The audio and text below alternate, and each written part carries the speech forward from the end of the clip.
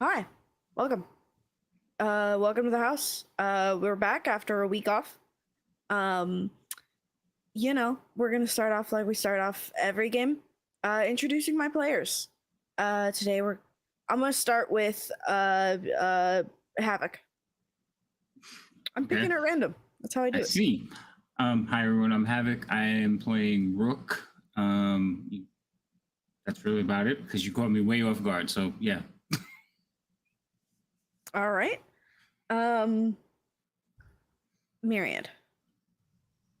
Hi guys. I'm Myriad or Miri, whatever you want to call me is fine.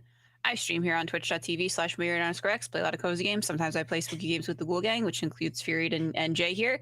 And then other times I'm playing D&D on other people's channels. And I play Euphemia de Vesemir. She is a high elf wizard. All right. Yeah. Let's go with Ant Theoden.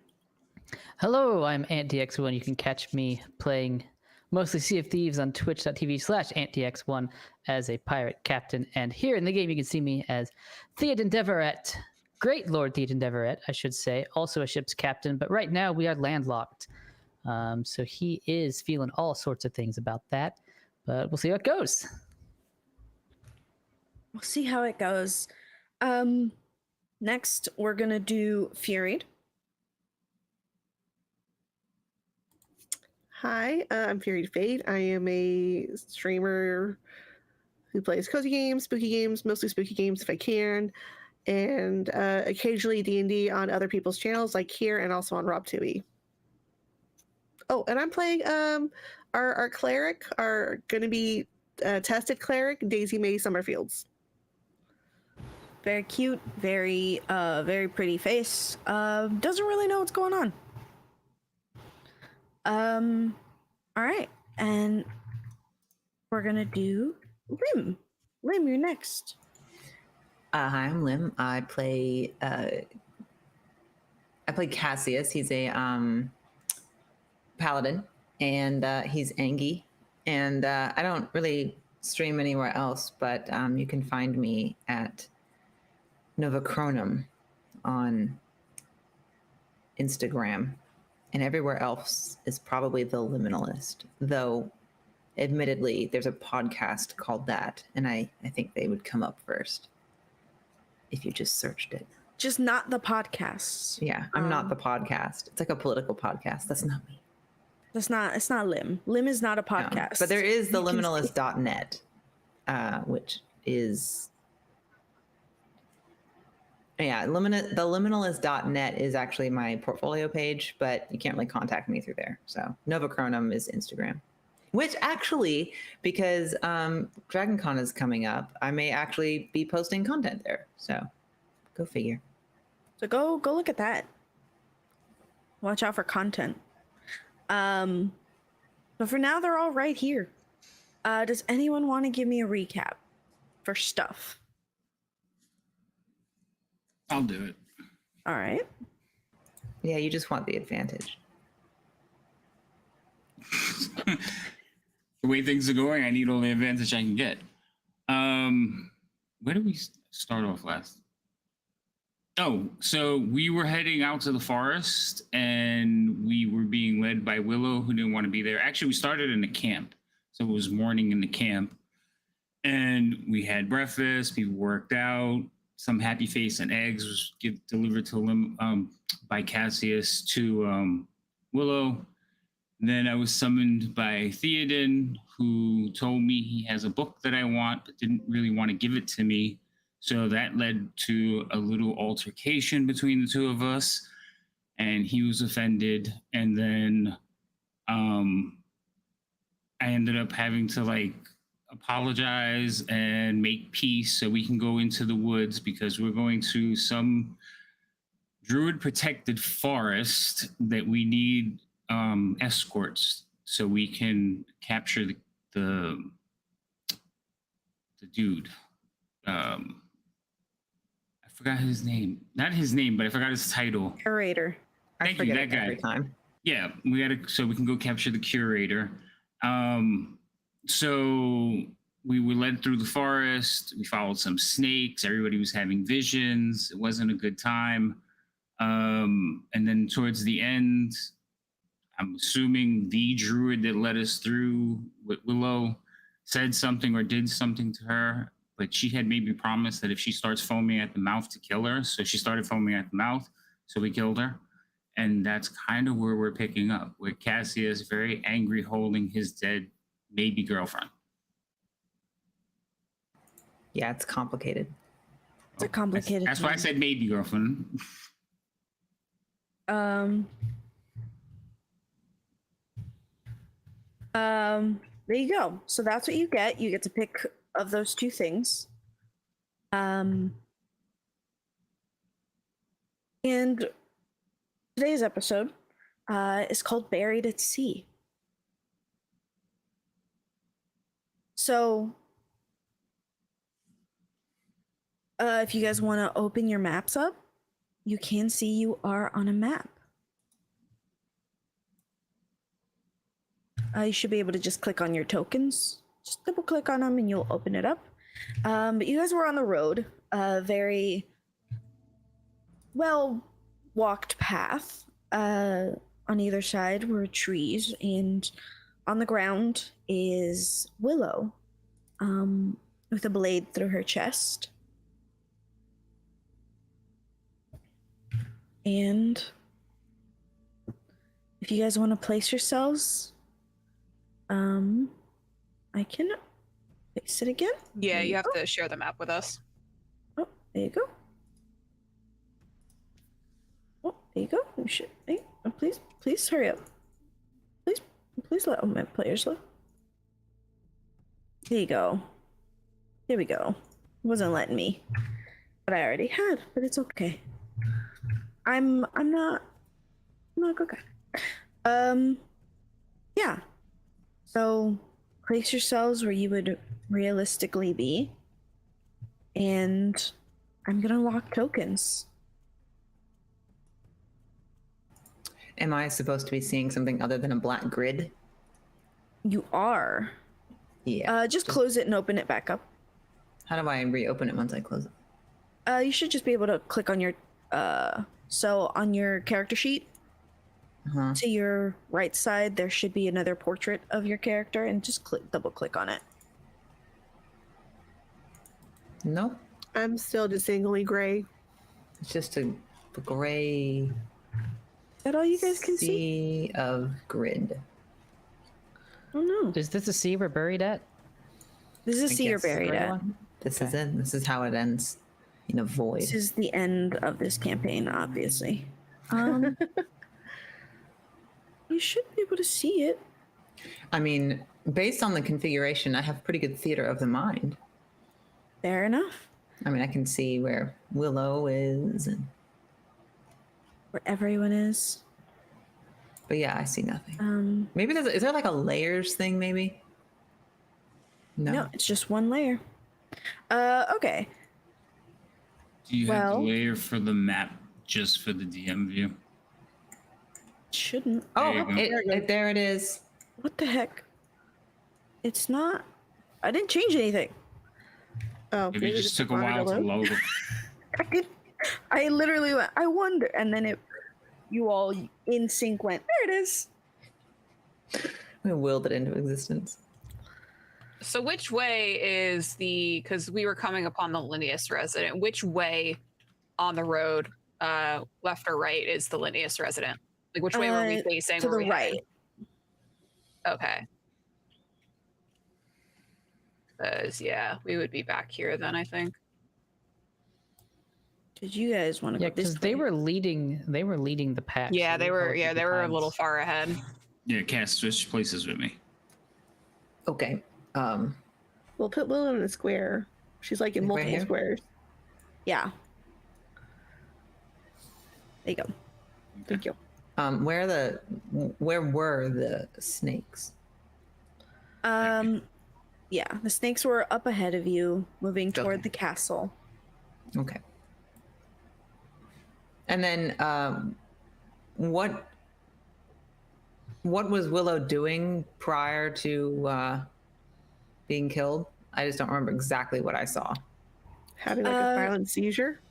Yeah, she was on the ground having a violent seizure. She was bleeding out of her eyes, her nose, her ears. She was foaming did at I- the mouth. But did I see anything like to precipitate that, or was it just like because we were all You having would have, visions. yeah.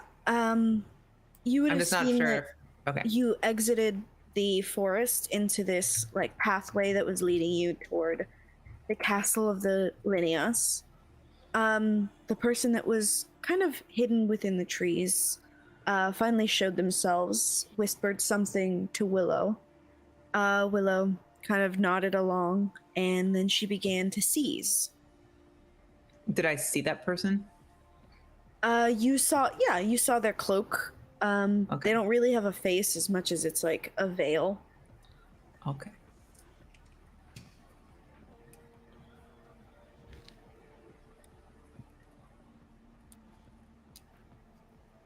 And then she disappeared. She went back into the. Yeah. Okay. Okay. Then, all right. I had to remember what all happened. Yeah. So Euphemia, Daisy, Theoden, you're watching this happen. Is there anything you guys are thinking or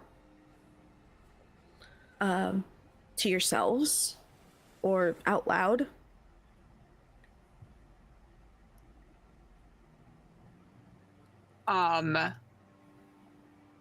Euphemia is normally very composed, but seeing Rook stab Willow, who has been like one of Euphemia's sort of confidants over the last couple of months, Euphemia sort of gasps and sinks to her knees.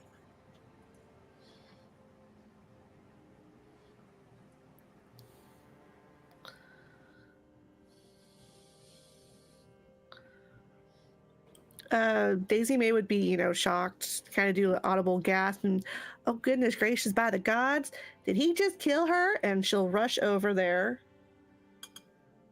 I'll say that you can rush over there. Okay. And then I'll let them do what they're gonna do. Okay. Theoden. So can we arrest him now? You could try.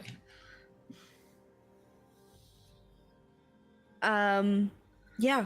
Euphemia, you see that all of your guards have moved ahead. They were told to get to the castle, and that's what they're doing. So you guys are left alone on this path. Cass, last session you said that you were like holding her, as she like finally let out the last of the air in her lungs. Rook, you're still standing over her with the blade. What are you guys doing?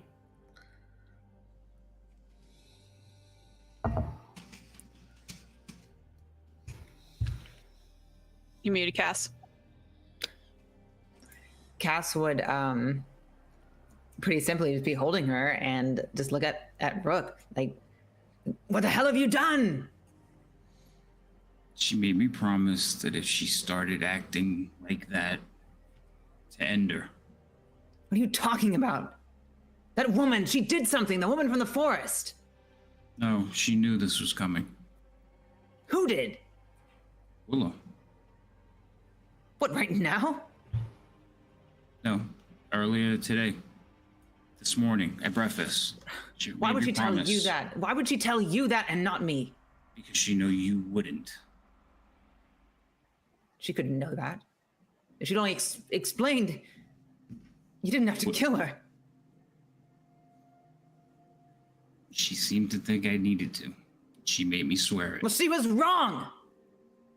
And he'll kind of shake her a little and be like, Willow, come on, wake up. And then he's gonna see and / remember that we have a cleric. Yeah, I'll say Daisy May comes up to the group.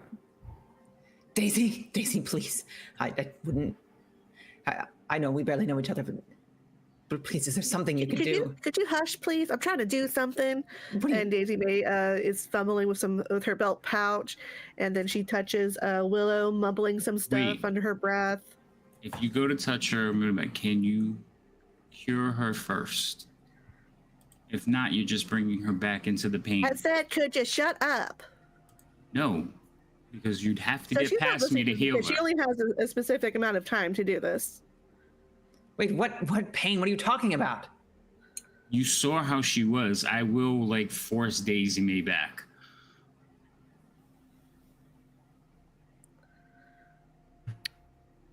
So Jay, you already know what I'm casting. I do. Okay. I would say that you cast it. I'm gonna need you to Okay. get rid of that spell slot if you Yep. could. You start to cast it. What do you have to do? I think it just happens, correct? Yep. It just happens. Yeah. You cast it, and as you do, it does something, but she does not wake up. So you know that it has worked. You don't know why she isn't awake yet.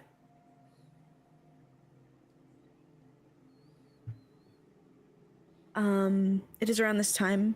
Daisy kind of tells you both to shut up, and you see her chest start to heat. Move up and then down very slowly, but it is working.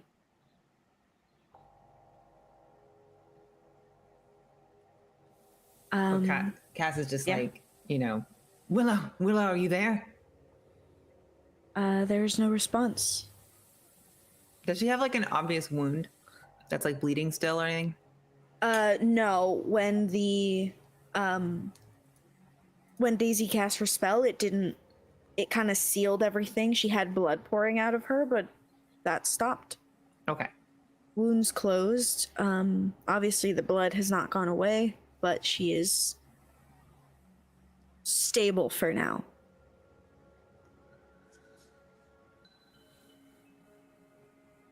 I'm gonna look down at her and just whisper to Daisy May, I hope you know what you're doing, and walk away.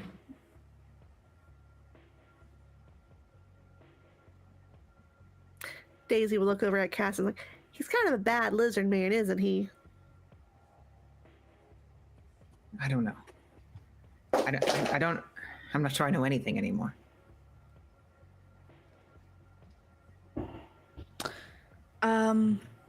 Euphemia, you see that one of your butchers stands at the edge of the forest and begins to wave you down. I recognize them. I'd say you would recognize them. They're a young man, maybe like 26. They are one of the many butchers that your husband has. And he begins to tell you to move along. Okay. He's telling me to move along. Yeah, to begin moving toward him, away Okay. from the path and toward the castle. Okay. I'm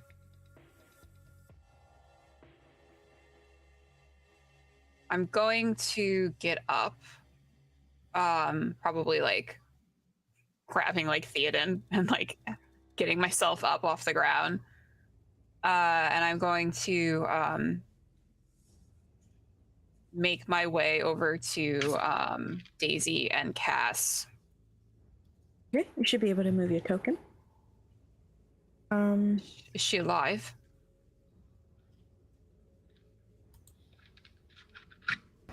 Are you talking to Cass or Willow? Yeah, she's alive. She's breathing and stuff.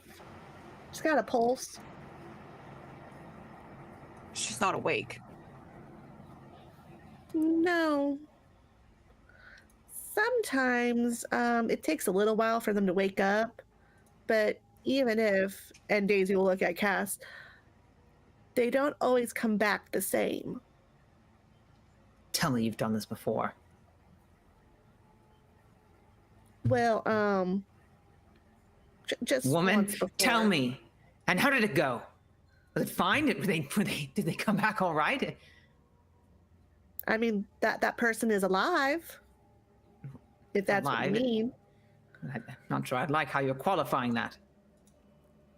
Cassius, What? pick her up. Need to keep moving. He'll pick her up. You pick her up. Princess carry her. Princess carry her. She's still limp. She's still breathing, but it's not strong at all. Do you guys keep moving? Rook, do you continue to make your way to the castle? All right. I did what I promised to do. Now Okay. they can deal with the consequences. All right, fair enough. You begin to move toward the castle. It is a couple of steps until you begin to find that the ground is hard terrain. The ground begin to, get muddy and viney. Willow, in her slumber, begins to mumble something. You're not quite sure what it is. And this butcher, different from the one that had been helping you along, he kind of taps. You guys come to a wall of trees, and he begins to tap the walls to the sides. He peels some bark. He creates something, and you guys see this. I think you can see it. Correct? You guys have made it to the Linios Castle. Hard to pronounce name, but a castle connected by three bridges creates this big palatial structure. And you are walked down further into the area. And as you get to the gates, you are greeted by a familiar face. You see Tenya. She finally makes sense. She looks to all of you, and she looks down at Willow. What happened? She was acting, and I'm going to look at Rook, strangely. It was a request of her own. Oh, right. Come in. Does she require a bed or a healer? Anything Yes, you have. probably. I just will do a room then. She begins to walk you down this path. And you get to a room. It's a bedroom, a large bed in the middle, vines twisting every which way. You notice that these castles are not made of regular. Sorry, I'm trying to figure this out. This castle isn't made of, the way everything else is made. It's not man-made. It seems like the structures themselves have been grown out of trees, and they just grew this way. As you get there, Euphemia, you do see a lot of the butchers have lowered their hoods, and are just sitting at these benches in this very large garden, and they are just waiting. The men that you have brought have begun to take things out, collect more goods. They seem to be moving a chest into a room, a large wooden chest. And it's taking about 3 of them to carry it. Do I know what's in there? Do I recognize the You chest? do not. Theoden, you recognize it is one of the chests that you think you brought back from the from your ship. Oh, okay. You mean one that I brought to the capital? You're saying? Yeah. Oh, well, that's. I wonder what's inside. We never did figure that out. I wonder. Maybe this is the second chance the DM's giving us. Maybe. Don't sound so hopeful. I don't know. Could be.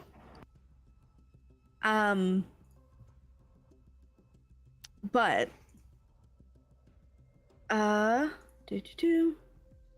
yeah. So you move Willow into this room. I assume you place her down on the bed?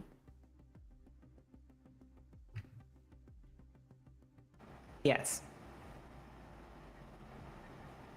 Okay. You place her down on the bed. Daisy, Tanya looks at you.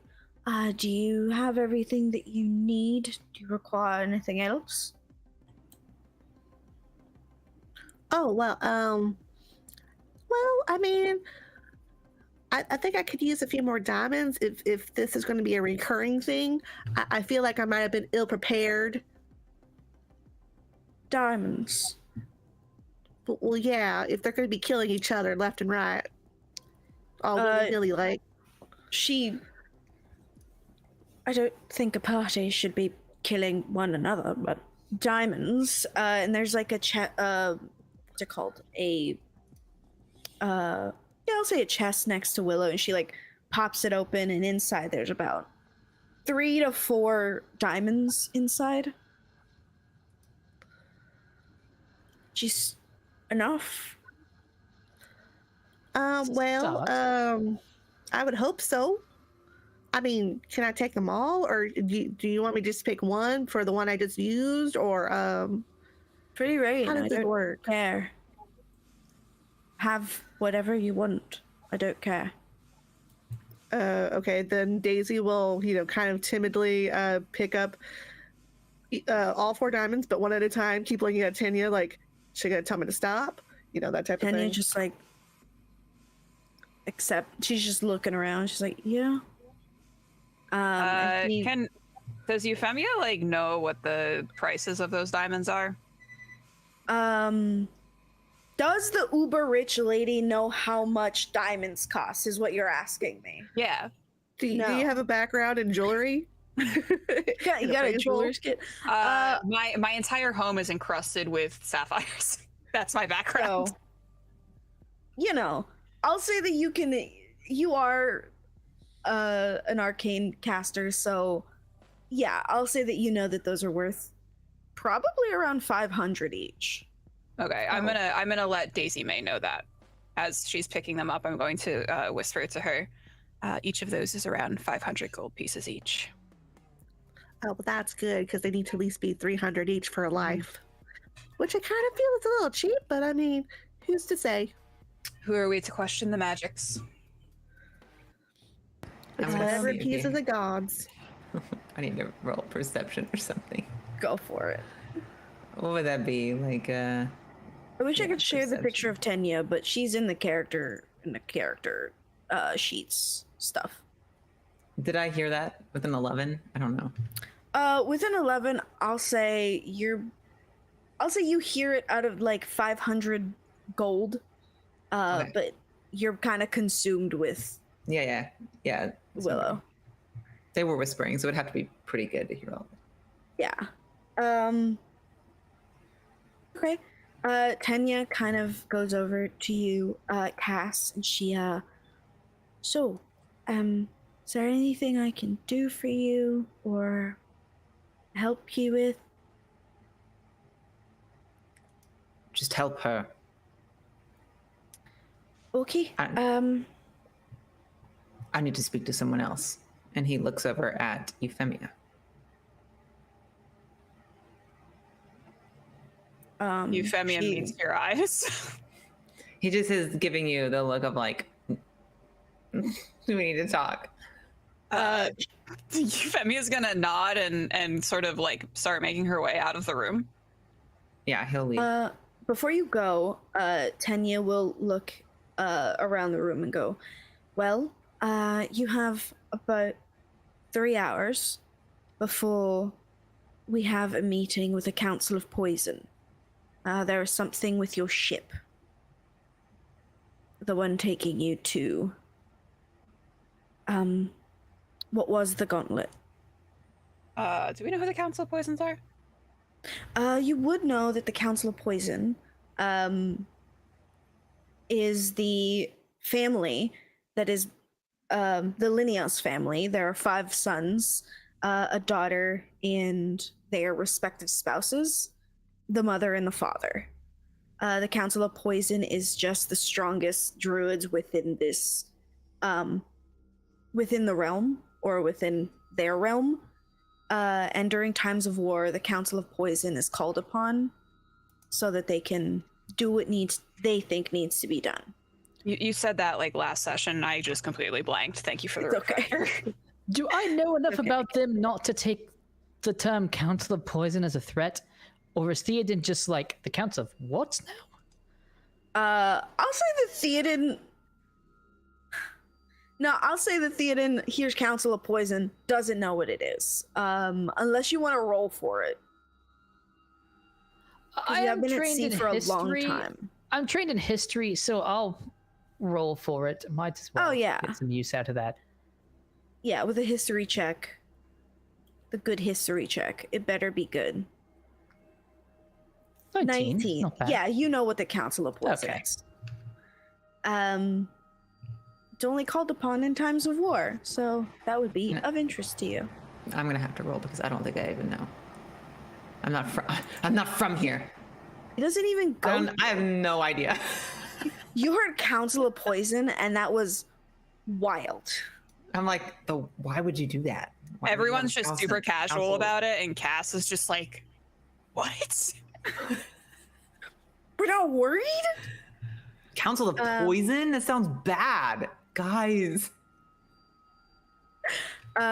She lets you, she nods, makes sure that everyone has heard her, and she goes, right, on that note, I will go get more druids and hope that they are able to help Willow. She kind of bows and leaves the room.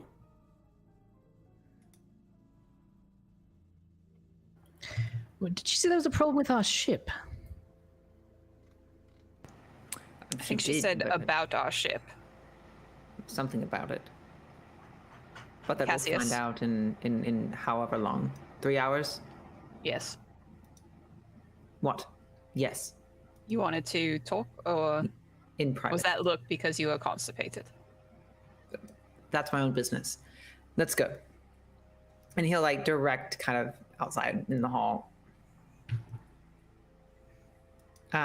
Euphemia. Yeah, once out in the hall, he'll definitely like kind of get really close to her to speak quietly. She said that she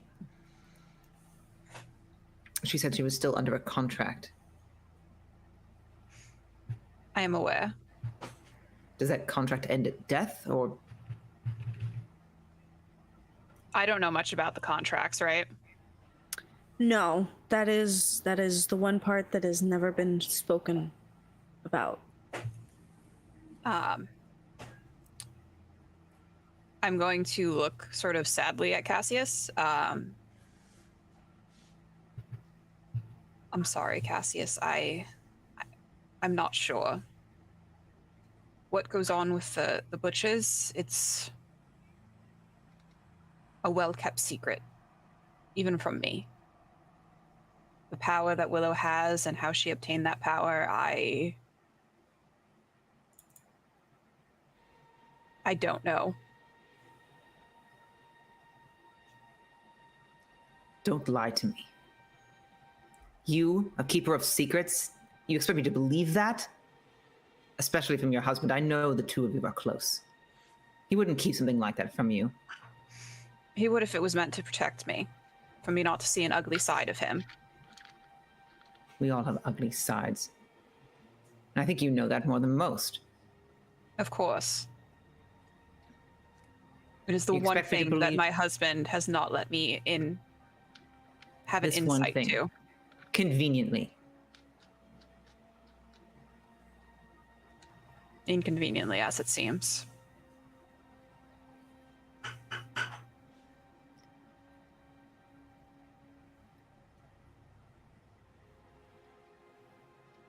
I have no reason to believe you would lie to me. So, when is the next time I can speak to your husband? Probably once we return back to the Stowe. Will you After this trip. arrange an audience? I will. And secondarily, is there any way for us to know if she wakes up, if that contract still exists? Or is that also beyond your purview? I think if she wakes up, she will know better than anyone else whether or not the contract still is in place. All right. But you have to know, Cassius, it's a blood contract. It's a blood pact. Blood doesn't stop just in death. Well, it ought to. Then again, doesn't always make sense that people can be brought back from death either. What? Did you see the woman whisper in her ear? I did. I never seen her before. I suppose you've never seen what manner of affliction possessed Willow to cause her to collapse like that, either. No, but I imagine that it is due to her powers, if anything. Have you seen it before? Not personally. But there was someone before Willow, the one who she took her place for. Rajat had told Willow that if she was not able to find a replacement, he would not release her from the contract.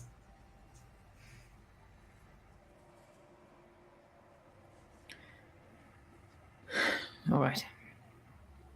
And then as he steps back, it's almost like his hand was really close to his sword, but he wasn't touching it, But when he steps back, it's obvious that he relaxed his arm. And if she is permitting him to leave, because he still kind of waits for dismissal, he's gonna go look for Rook. Would Euphemia have noticed Cass's hand on his Up sword? to you. Honestly, up to you. I would say you're observant enough that yeah. If that's the case, then if Cassius were to have paid attention, Euphemia's hands were in front of her. Is Cass still here? Hold on. Okay. We're having internet issues, maybe? Oh no. They're Coleman. Uh-oh. It seems fine now. Can you hear me? Yes. Okay, everybody froze for a second. So, sorry, you said if she would have noticed that, and then it got Yes. choppy. Yes. So if since Euphemia noticed that, Cass may notice Euphemia, while her hands are normally in front of her, sort of at a resting position, she had her hands ready to cast a spell if need be.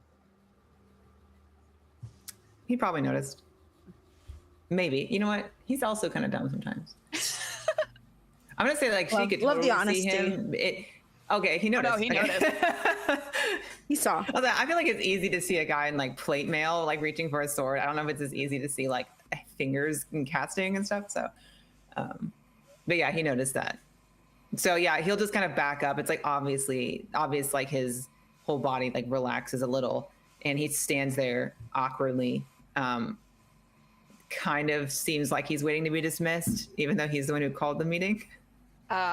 Euphemia is going to, once she sees him back away, she also sort of relaxes a little bit. And she gives him like a quick once over and then nods her head.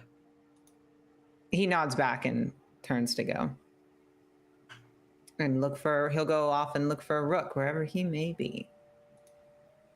Euphemia is going to go speak to Theoden. Okay. Let's go with Rook. Rook, what are you up to? You said you were moving away from the group, that you walked ahead of them. Where did you go? To the castle with everyone else, pretty much. Okay. Would you have did you have anything in particular that you wanted to do, or no? No, not really, because my head is somewhere else and I don't want to be here, but it's probably safer for all of them right now if I'm not near any of them. So I'll probably just sit and looking on Willow. Okay.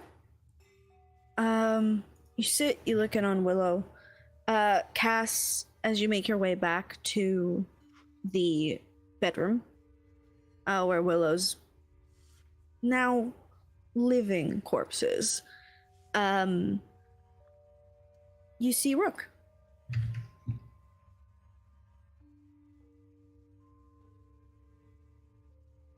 I muted myself.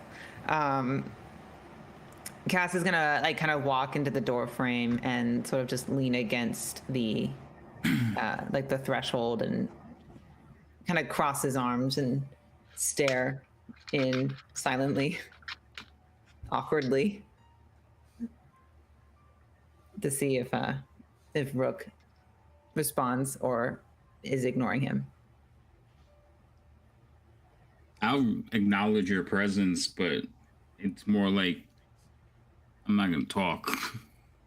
That's fine. If acknowledged, he's going to enter the room.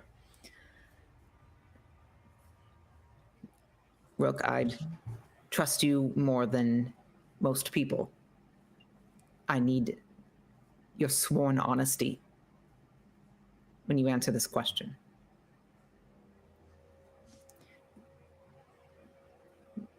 Did she really make you promise to do that? Yes. Did she say why? She said it was complicated. Of course she did.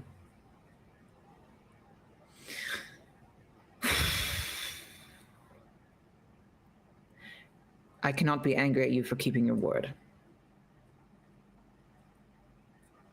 So, no hard feelings, I guess. That took courage, even though it was, fucked up. Yeah. But You must have really cared about her to do that. she earned my respect. And you both are probably right that I may not have been able to carry out such a task. I'm not sure what that says about me. I suppose if it had been my lord, my king, who'd ordered me to kill my own child, I might be faced with such a conundrum. But she's not my wife. And she's a friend. Just as much as she's a friend to you, I suppose. So I'm going to put my hands on his shoulders and just look at him and say, no, you cared more. it's complicated. So I've heard. Do you think she's alive? I don't know.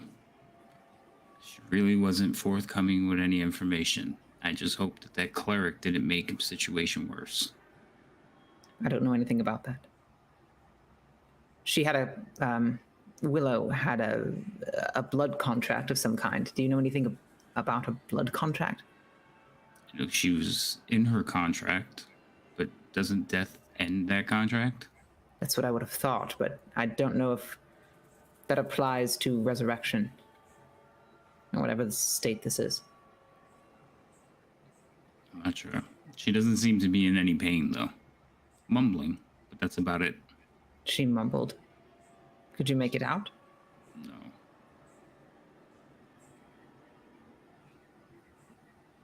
Well, Rook, I'm sorry that this had to happen, but I'm glad that it did not come to blows. I would hate to lose two friends in one day. Rook will actually smirk at that and go, yeah, me too.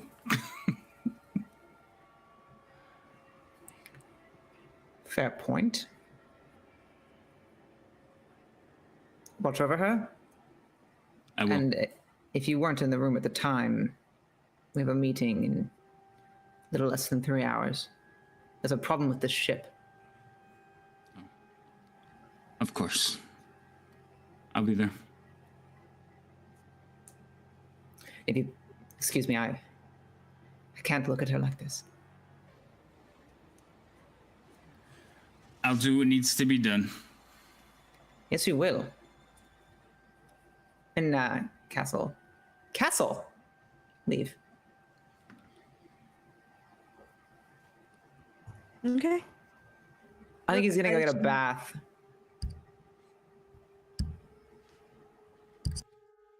All right.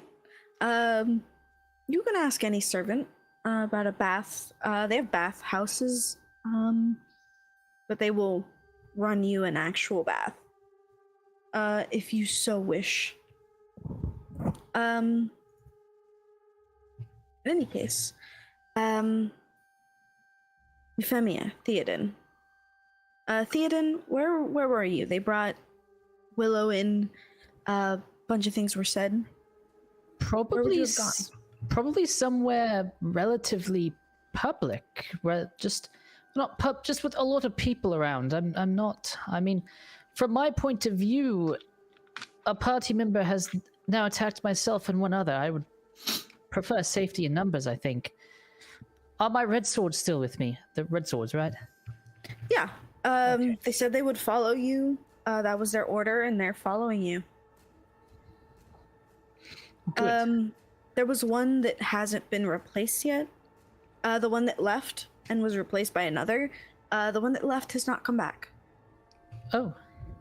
So I have two, but we were expecting the third to come back and replace his replacement? Yes. Okay. But they just haven't. Did we all get safely in the castle? Before that yes. person left. Okay, so it's not like they're just lost out in the middle of the woods getting their soul sucked out by whatever. No, Okay. you're good. It is. Let's see. Well, I would probably be if there's like a great hole, maybe compose myself, get some food, refreshments. I don't know. Probably at some point probably would try to check in with maybe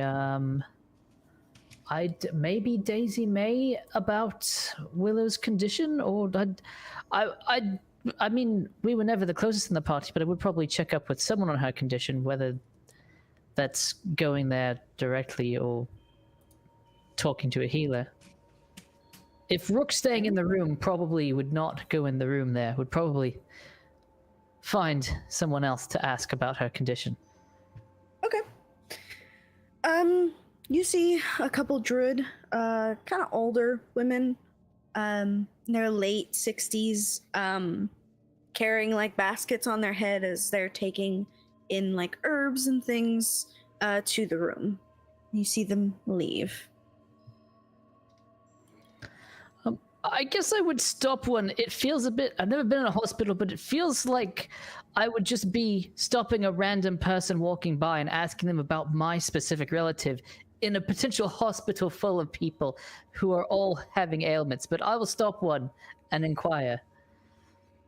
Okay. What do you say to her? I'm sorry. Excuse me. My friend Willow is she going to pull through? What's going on there? Do you speak Sylvan? Do I speak Sylvan? Oh, God. Let me see here. Where are languages? They should be in your notes tab, I believe. No, I speak Abilities. Elvish. I speak Elvish, but not Sylvan. I don't know. I'll say you can make out, okay, need water, sugar. Okay. Worry. It's fine. I assume my original question would have been in common. Could I, like, no hablo Sylvan in Elvish or something? Try to see if there's, see if maybe they know Elvish that we can sort of bridge that gap, or is it just You're Sylvan or trying to nothing? speak Spanish to someone who speaks Portuguese. I'm trying to see if I'm assuming I started with common. Like, I just ask them, hey, do you know this instead? It's sort of a halfway point. Okay. Yeah. You ask. The woman kind of looks at you, and she tilts her head and she's just like, I don't. In Sylvan, the very little thing you can make out is, what? Okay, you've been very helpful. Thank you. He will grumble to himself about the whole point of common being that everyone knows common, and sort of walk It's a away. different I world, guess. my guy. Apparently. Yeah. So, I did also want to track down Euphemia. I would not know she was looking for me, of course. So Yeah. but I'd... I'll say that you can track her down. You guys are able to, find each other. Hello, Theoden. Euphemia, how are you holding up with all this? Well, I think everyone's going a little crazy. Other than that, and a dear friend of mine dying at the hands of another party member. I think this journey is going great. I'm not sure everyone's going crazy. I think one person's going crazy. I mean, I don't know about Willow's contract, but I will say the last person he assaulted did not actually request it. So, just wondering, is that likely? It's an interesting story. The contract bit. The bit about Willow needing interference from him specifically. From what I've noticed about Willow, Jay, like in the recent months, there's been a deterioration, right? Yeah. There's been like a significant deterioration in what she can do and what she's is now. And I would know that's due to using her powers, right? Yes. Mm-hmm. The powers that she has used as a butcher take a very heavy toll on not only the body but the psyche as well. I don't think it is in Rook to outright kill someone, especially someone so close to us, when they are clearly in pain out of malice.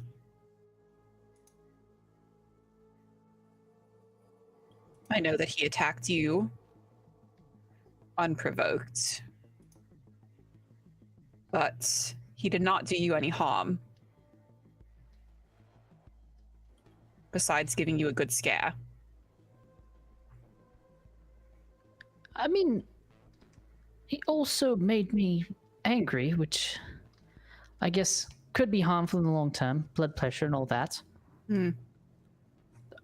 I would say I'm not sure I'm convinced there's malice in him, but well, have you ever been on a ship, a warship, at any point? No, most of my journeys have been fairly landlocked.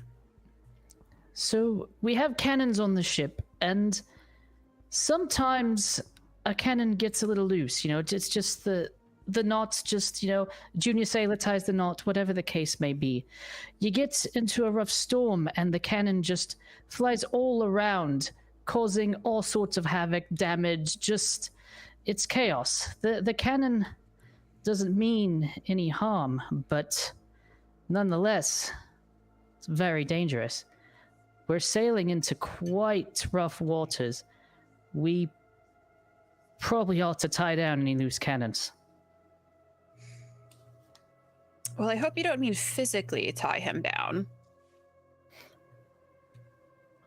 I mean, it was more a metaphor, but now that you mention it, that might be helpful if we could find strong enough ropes. He's quite a burly fellow, I'll give him that.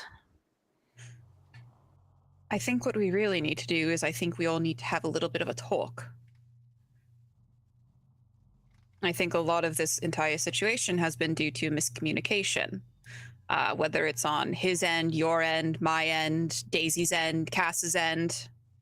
But we all seem to be a little bit out of line currently about what our priorities should be as a group. And I understand each of us has our own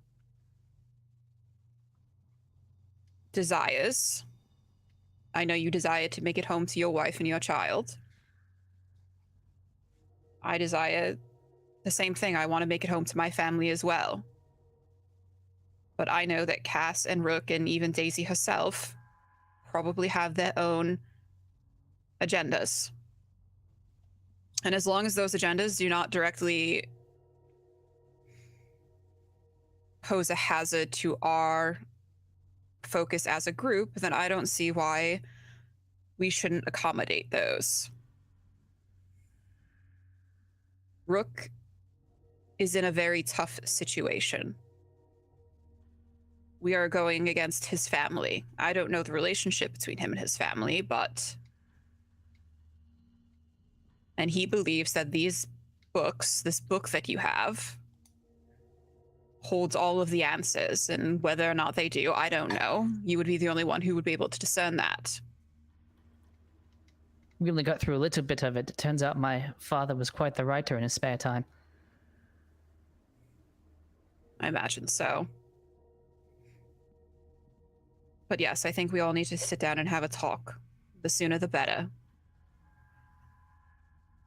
You know, crews out on the sea, they need to all be working in tandem or whatever for the ship to work. They do indeed. Is that a good metaphor?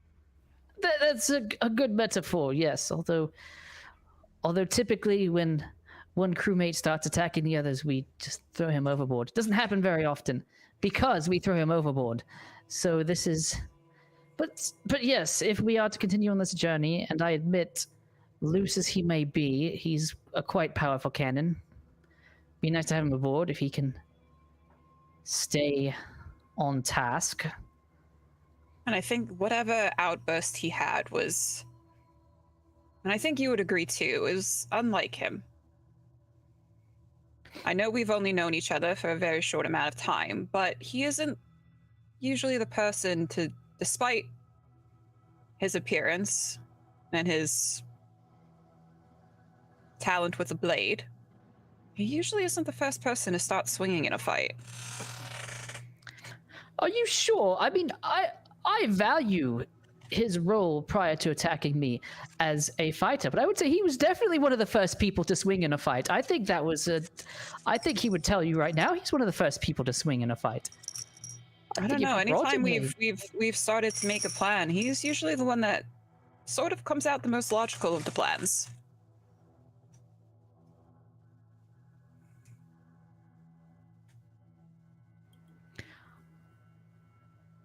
He's a smart guy for sure, but I do think when things go down, he has a specific set of skills, and maybe it's just because I'm a bit smaller and on the more naval side, but it certainly feels like he uses that. Perhaps it's just magnified to me because it's an advantage I don't have, but it certainly seemed like he was very quick to turn on me.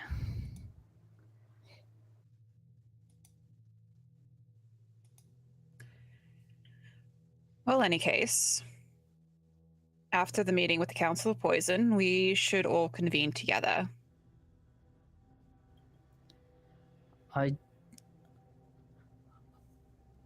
Think of it as a training in your repertoire as the new Great Lord of the Tout.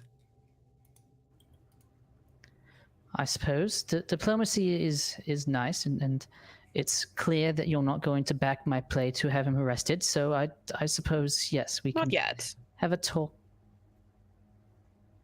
Let's If he hope actually yes. does you harm, or anyone else harm,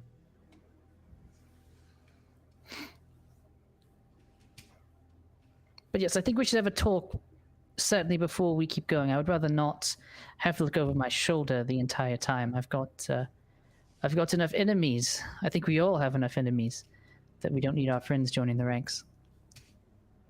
I agree. Now, if you'll excuse me, I need to go find a servant really quickly. And Euphemia is gonna meander off. Okay. Euphemia, commander off. Daisy May, what are you doing?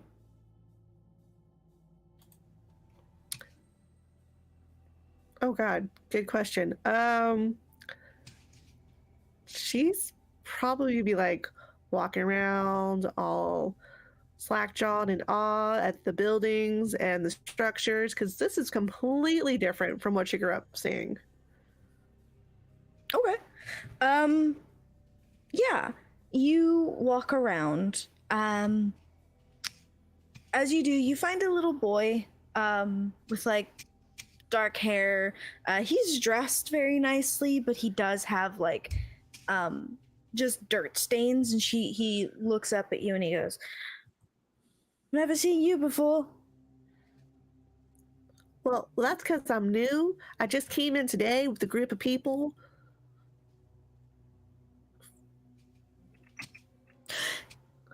Who? The Warriors. The bad ones or the good ones? Daisy May leans in real close to the kid. I'm not entirely sure. I mean, I just saw one stab the other one and then I brought that person back to life. But they seem okay with it. And then some other elven lady greeted them like they were friends. So I'm not sure. My mom. Yeah. Yeah. Oh. I guess my aunt. She's like my mom, but she's my aunt. Yeah. So she's your aunt and your mom at the same time? Yeah. Well, she raises me, but but she's my mom. So she's my mom, but she's actually my aunt because I'm her brother's child. Okay, that makes sense. I'm illegitimate. Nobody's supposed to know that, though. Well, how can you be illegitimate if you're born? If you're born, you're legitimate. Well, the way it's told is that my dad was really friendly with a flower bouquet lady. She made them, and then I came out 9 months later. I think friendship. How that works. Well, I mean, he recognizes that you're his son and whatnot, right? No, well, yeah. And I'm you know not who your like- mama is too, right? Yeah. Yeah. But no. That's such a weird way to think of children as illegitimate when you obviously have them. Yeah, no, I think it's just about the last name. Because I'm not a lineage. Oh. Yeah. Well, I mean, last names, you can change them. I mean, there are some people who make up their own last names and give themselves new names and change their names every day. That's fair. Yeah. So, I I don't mean, know how to do that. yeah. I mean, you can do that when you're older. You can go out in the world and call yourself something else completely different. Maybe. I mean, who's to say and argue otherwise if they don't know who you are to begin with? I think I had to take my dad's title, but that's okay. Okay. Well, this has become too complicated and I want to go eat some tarts that they put out, so Oh, that sounds lovely. do you want some fruit tart? I surely do. There's strawberries on them. Those are like my favorite, right next to plums and cherries. I think we have those too. Well, we should totally taste them all. See which one's the best. He kind of ushers you to a kitchen. Okay. Like the back way into a kitchen into like this like gilded hall. It's like covered in gold. Gold and greens, wood, flowers, and you see that there is like the family is just eating. They're all up on this dais. And he like starts to pull you along. I'm so glad he's holding her hand because she would be, doing that whole rubbernecking, looking at everything, not exactly paying attention to where she's walking. Okay. Yeah. So you get yanked along. There's two people at this dinner table, at the head of this table. One of them is an older, it's kind of like an old man. He's got like tan skin. He's elven. And there's he's got some hair on his head, completely unkempt. He's wearing like old raggedy like tunics, and then the woman is wearing this is wearing this silk green gown with golden little intricate patterns on it. Very fancy. On either side of them is on one side is two children with like orcish features, and on the other side is just a little girl with her little hair pulled up into a little ponytail, and an empty chair which clearly has a plate on it.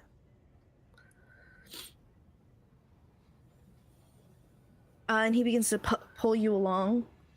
And he's like, and I think we also have chicken, but I don't like chicken. It tastes funny.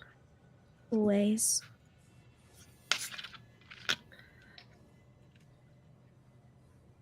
So Daisy May will be kind of just nodding on until she hears something about the chicken. It's like, well, if the chicken's prepared differently, it could taste like a lot of different things depending on what you cook it with. But I grew up eating a lot of mutton, like lamb. We have mutton here. And he kind of pulls you up onto the dais to the table, and he like begins to put you in where his chair is. I can get another one. Are you sure? Because I can definitely lift up a chair. They're not that heavy. The woman kind of looks at you. Hi. Oh, howdy. You are. Oh, my name is Daisy May Summerfields. I came in with the group earlier with Lady Vesemir and Lord Deverett. We have that there's about 2 or so hours until that is scheduled, so I beg of you. What are you doing here? Oh, well, I came for the tarts. The tarts? Well, yes, this young man here. She leans over to the little boy. What's your name again? He kind of ignores you and he goes, Mama, Papa, please, I found her outside and then she talked to me, so I told her she could have some tarts if that's okay. Please. And he gives just the cheekiest little smile, and just bares his teeth, and he just, all right, another friend. Wonderful. Yes, of course you can have a friend.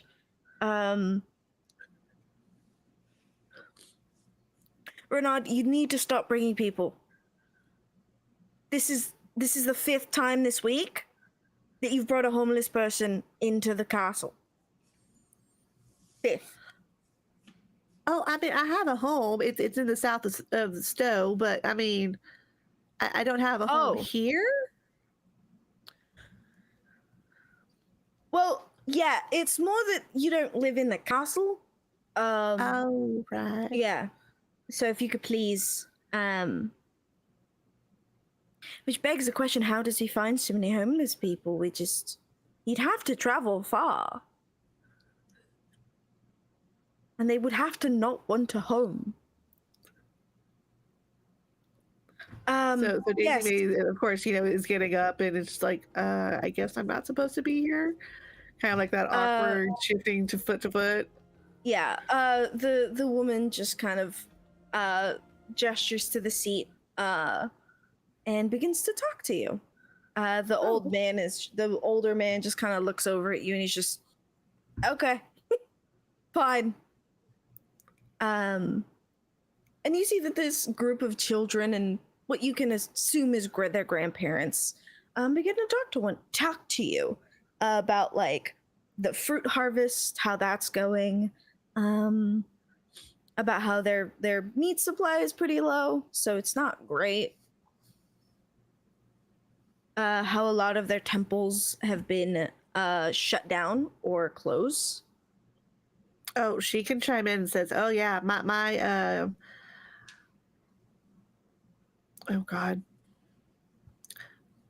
my church to Varos was also burned down, and that was so awful because it was right before my investments to become an official cleric of Varos. And I mean, I'm just hoping I can find another maester of Varos to help me get my rights as a cleric." Yeah, that's been a problem around here for quite a while. We can't have any of the temples open because they would be targets, and one badly placed gunpowder keg and it all goes up in flames. So Yeah. more for safety. Right. Well, we do have a private temple or chapel, I think they're called, for Varos if you wish to pray. Oh, that'd be lovely, especially since I brought somebody back from the dead. That's a feat. Well, I mean, she's kind of asleep right now, so I don't know how well that's going to work out for her. I mean, because when you die, you don't always come back the same. Sometimes you do, but sometimes you don't.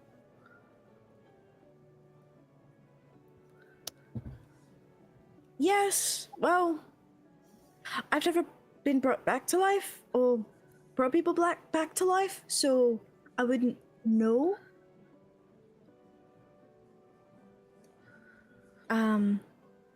Anything we can do to help you get what you need to make sure they're okay? Oh, well, I mean, I guess it was Lady Tenya, Great Lady Tenya. I'm never sure about the titles, but somebody gave Good me the lady. diamonds to replace the what was needed for the cost of the soul. Oh, yeah, we have a lot of diamonds around here. The old man pipes up. My daughter will get you whatever you need, don't worry. She's good at that. Daisy May will kind of look around. You haven't seen Lady Vesemir anywhere? Because I was kind of tasked by her husband to make sure she's one of the people I keep alive no matter what. She's perfectly safe in this castle, but if you want to look for her, you can take Renaud, and he will find her. Oh, I mean, I just like to check in once in a while with her, just to make sure. You would have to find her. I don't know what you want from me, to be honest. Oh no, I was just wondering if you knew where she was, like general direction. I can find my way around. No, I don't. We can ask the plants, but they're kind of uninformative. You can talk to plants? Yes, we all can. Well, I can. That's amazing. So what do plants say? Mostly their names. Well, that's something. And they continue to talk to you. Are you just gonna stay for dinner? Pretty much, We're yeah. like, okay. You stay for dinner. Is there anything else you want to do, or are you just gonna have this conversation till they're... Yeah, the small talk until the talk is over, the meal's over, and then have Renaud, yeah. Kind, yeah. Have him kind of show me where Lady Vesemir could be.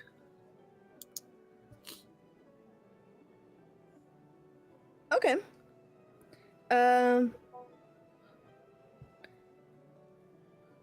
Yeah. Dinner's over. And Renaud, spelled Rinaudte.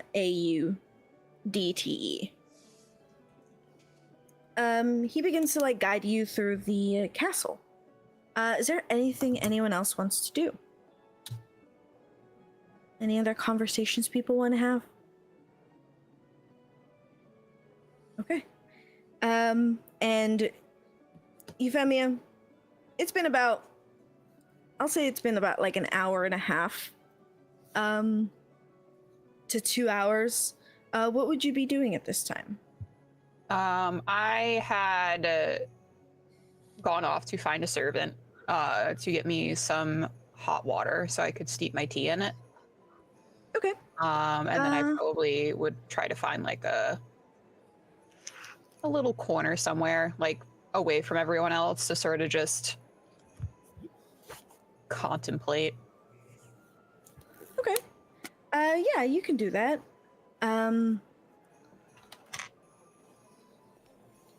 A servant will bring you not just the hot water, but she'll bring you a plate of like biscuits and cookies, some cakes, some fruit, and she'll find you a nice little table inside this very large labyrinth of a garden, and leave you to your thoughts. I will thank her as she goes and sort of just sit there sipping my tea, enjoying the splendors that is the Linnaeus garden, I'm sure. Probably very happy to not be dealing with any of my party members at this point. You are very happy that nobody's around. There's little mushrooms sticking out. You do see that in the Linnaeus household, a lot of the plant things, what they call the plant pots, the ones that are in pots, are kind of alive, and you see them start like dancing in their little pots, kind of existing, happy to be. And then you see Tenya's ward pulling along a Daisy May as he begins to explain how they've awakened some plants so that they can keep each other company. And sometimes, I don't really know why, but like my mum rips some of the plants out But she does, because she doesn't like them because they eat the other plants. Wait a second. See, the plants can eat other plants? Yeah, like mint, it'll eat it from the roots and then it'll die. Oh my goodness. Goodness gracious, that is wild. It's pretty bad. It's pretty bad.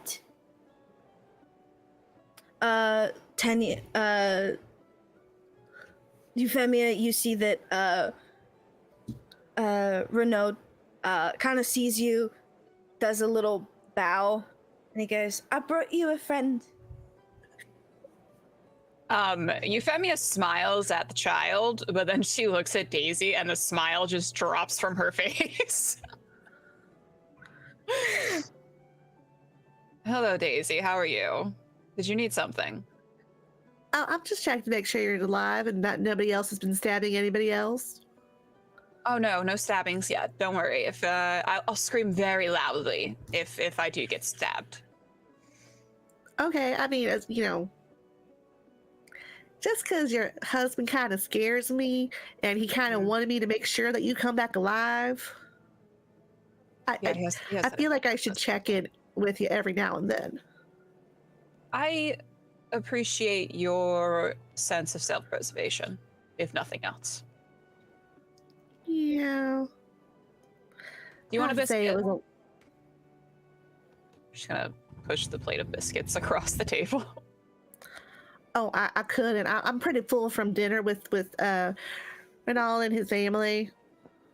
Oh, you met the rest of them, did you? Yeah. We talked about plans and that plans could talk, and we talked about what the plans could talk about. Oh, that's fascinating. It was. And it was a longer conversation than I thought you could have about plants. Oh no, he'll talk your little ear off.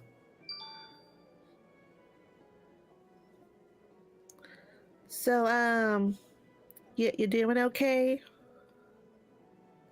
And Daisy May will kind of, look at the hot water, look back at Euphemia.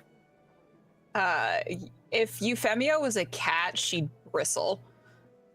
As she was a little bit relaxed, and now she's sitting up very straight.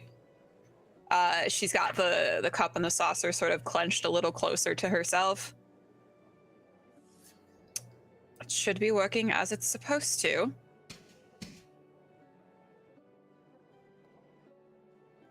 Are you here to berate me for my choices again?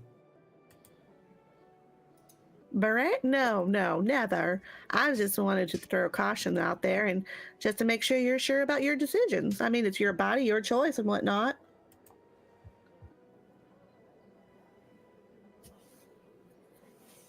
She's gonna narrow her eyes a little bit, trying to gauge Daisy a little bit better. I imagine that Euphemia doesn't sense any sort of maliciousness off of Daisy. It's just pure hodunk little babby. Pretty much. I mean, back on the farm, every life was celebrated. Unwanted and wanted. Renaud Anyway. is picking at your cake. Bless you. Euphemia is going to finish off her tea and stand up. And then beckon Daisy. Come. We should get ready for the meeting with the Council of Poison. Oh, I'm supposed to be there too? You're part of the group, are you not? Well, yeah, but I mean, I'm not really that great with strategic military planning. Knowledge is power. It's good to be in the know for certain things. You don't want to be left out in the dark, do you? I guess not. Well, sometimes it's better not to know than to know. Euphemia is going to, before she continues to move forward, she's going to look back at Daisy. Any development on Willow? Oh, I haven't gone to see her yet. I'm sure Cass is over there praying for her soul and whatnot. Probably to the wrong god, honestly. Euphemia smirks at that.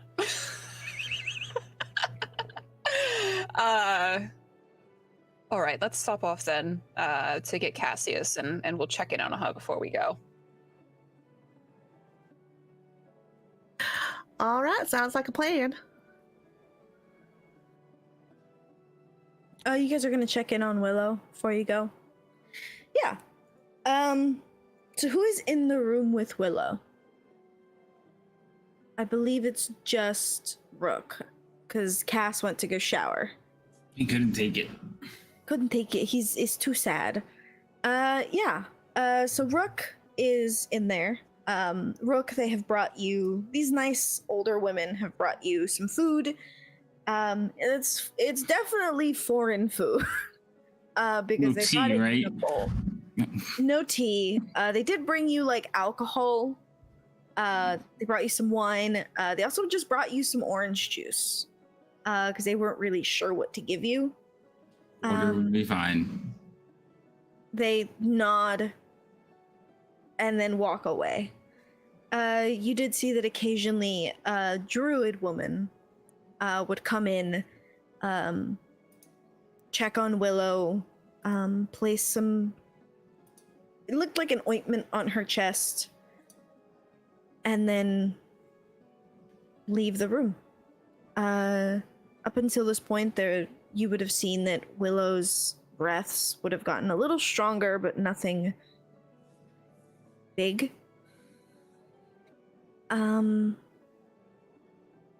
What would you do? You just sit here and watch? Probably absently, like stand over her, because whenever they come in, I want to know that they're in here, because there is a suspicion that the woman who touched her triggered that. Yeah. But I don't believe it, because I think Willow knew it was coming. So when they're in there, though, I'm just like watching. Like, I want to be right there. Like, what are you doing? And don't touch her. And then when they leave, I'll probably start a conversation, like, just absently talking to Willow, like, why'd you make me do this? Okay.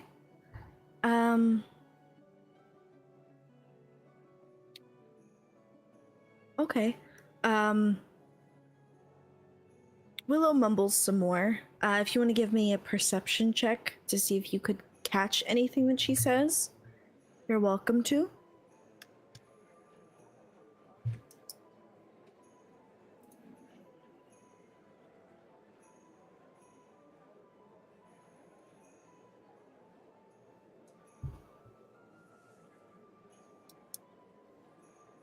Yeah.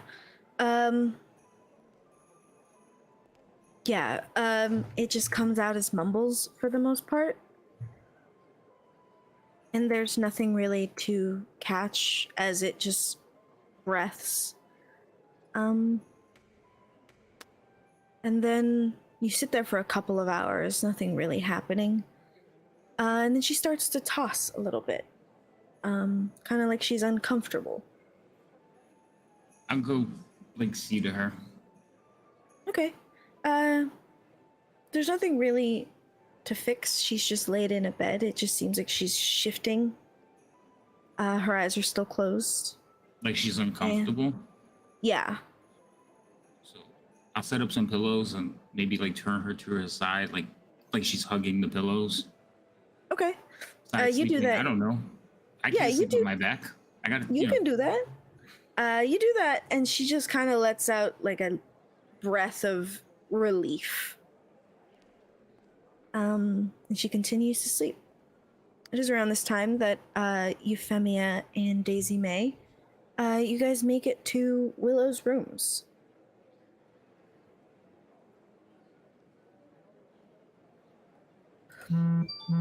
How is she? Still sleeping? Mm-hmm. Daisy May will kind of walk up and kind of just look down at Willow and then put her hand on her forehead, on her pulse points. You can check on her. let me see what I can make you roll. If you want to give me a medicine check, you can.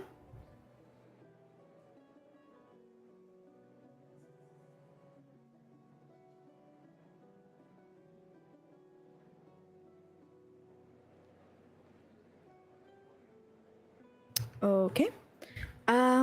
Yeah, with the 21, you check her pulse, you check her temperature, you do the, everything, and she seems stable now. As before, her breaths were kind of messed up. Now she has like a rhythm to everything. And it seems like everything is starting to, for lack of a better word, boot up again. Oh, good. She's improving. But she Good hasn't to woke hear. up yet, right? That's what you said? No, just mumbling. And she seemed to be uncomfortable. Huh. Maybe it's You because have her soul done this left and it's just before, getting right? resituated back in the body. What? You've done this before, right? Once. Mhm. It's not like, I go around killing people to bring them back to life for practice or nothing.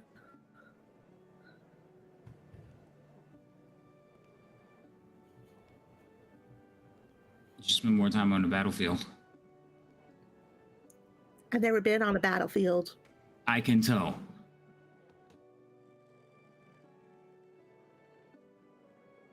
Euphemia's just gonna like awkwardly look between Rook and Daisy, like noting the weird tension. And then she's going to turn to Rook. Have you seen Cassius? I kind of expected him to be here, but clearly he's not. He didn't like seeing her like this. He went to his rooms to relax. Said something about a meeting in a few hours. We were going to head now. It should be starting in an hour or so.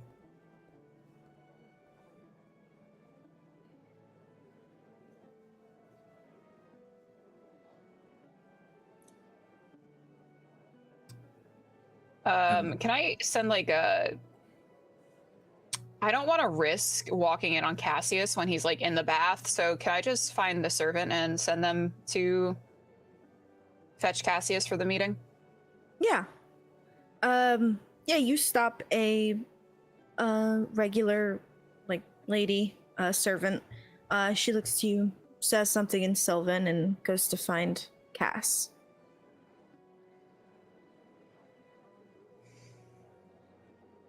All right. I'm gonna head out now. If you guys want to take some time to talk between yourselves, feel free, but I will meet you in the council room. Well, before you Not wanting to leave, get lost, Daisy's going to follow her out. can you assign one of your swords to the room? Yes. Are there any like red swords around? Yeah, I'll say you can see some walking the halls. They're talking with the servant women. Trying Oh yeah, they're trying to food flirt. mostly. Yeah. trying to flirt, trying to get some food. You're out here. I'm gonna summon the two of them and ask them to stay and watch over Willow. I'll have one of the servants bring food to them. Yeah, they ask you inside or out. Inside, please. I know it might be uncomfortable, but we want to ensure that she is all right. All right. If you notice any sort of change, please notify us, or at least Tenya. Can do. Right. Behind her, I'd be like, us.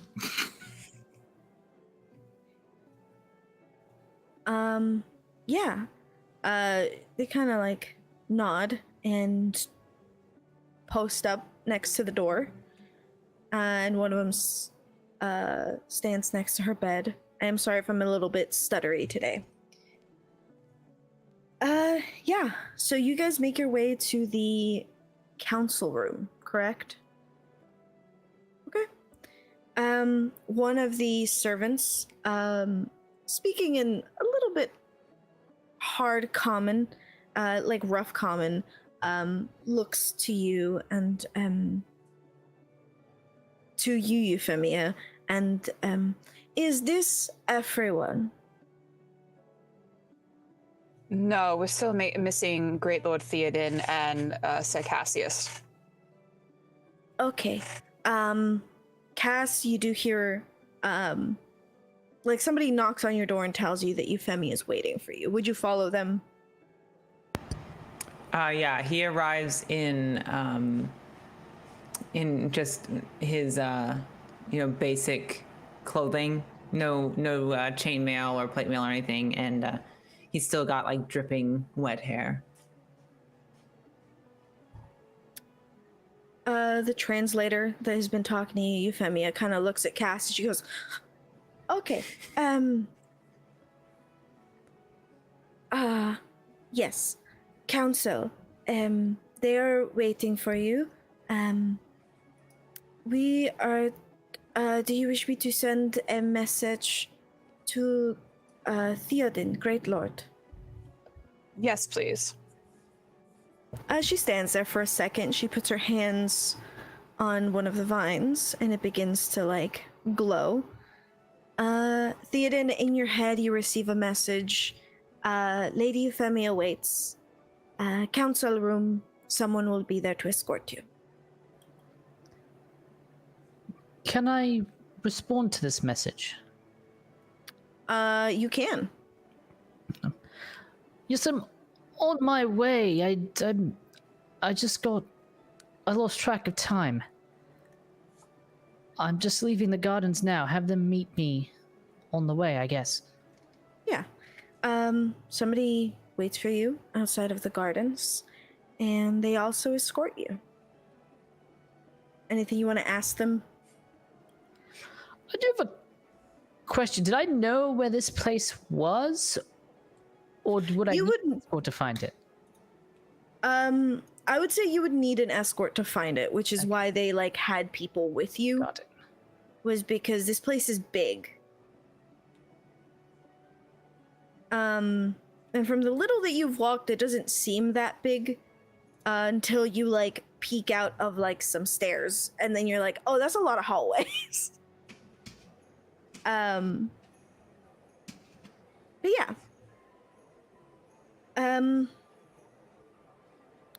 You are all at the entrance to what is essentially a throne room, the same thing that Euphemia, you have in the Stowe. My voice is cracking, apologies. And the servant that, I guess she's more of a worker here. The translator looks to all of you. The other ones kind of leave, and she looks to all of you and she says, the queen is here. I do not know how, but she is. And she is in her rooms. She will not leave yet. I do not know why she is here, but I was told to inform you.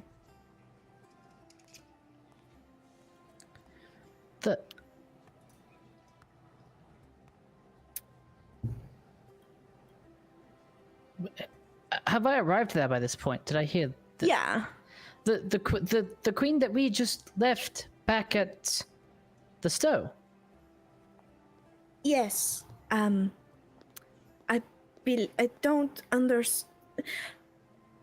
don't understand either. That was all I was told. So, apologies.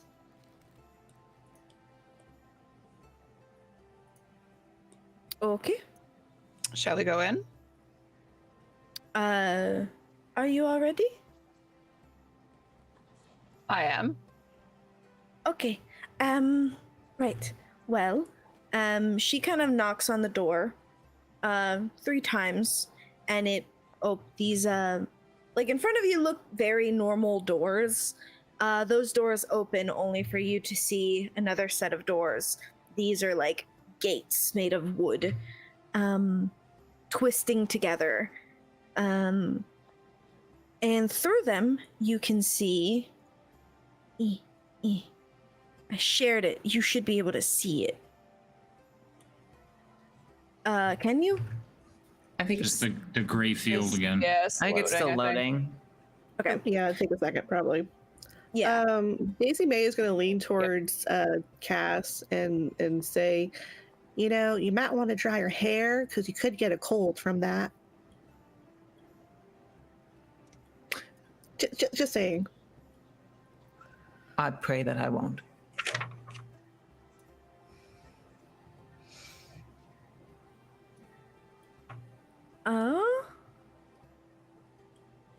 It loaded.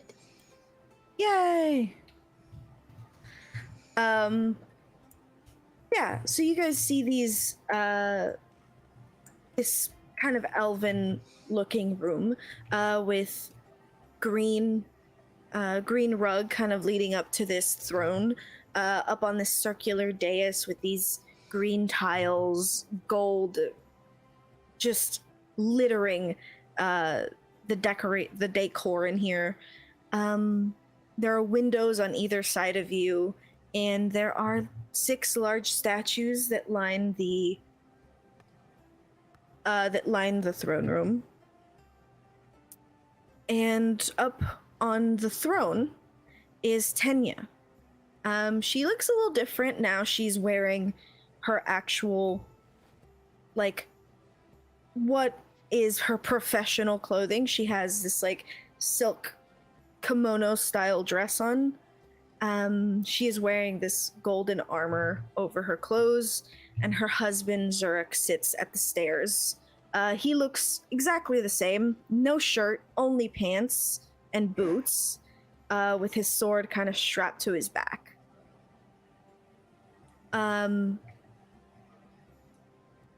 You guys are on the map, so what do you want to do? Approach. Okay. You guys should be able to move. All right. Tokens Yeah. are locked. Yeah, I'll unlock them in a sec.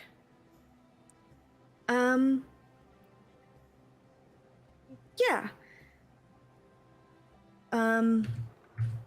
So you guys approach, put yourselves in whatever order you guys need to be.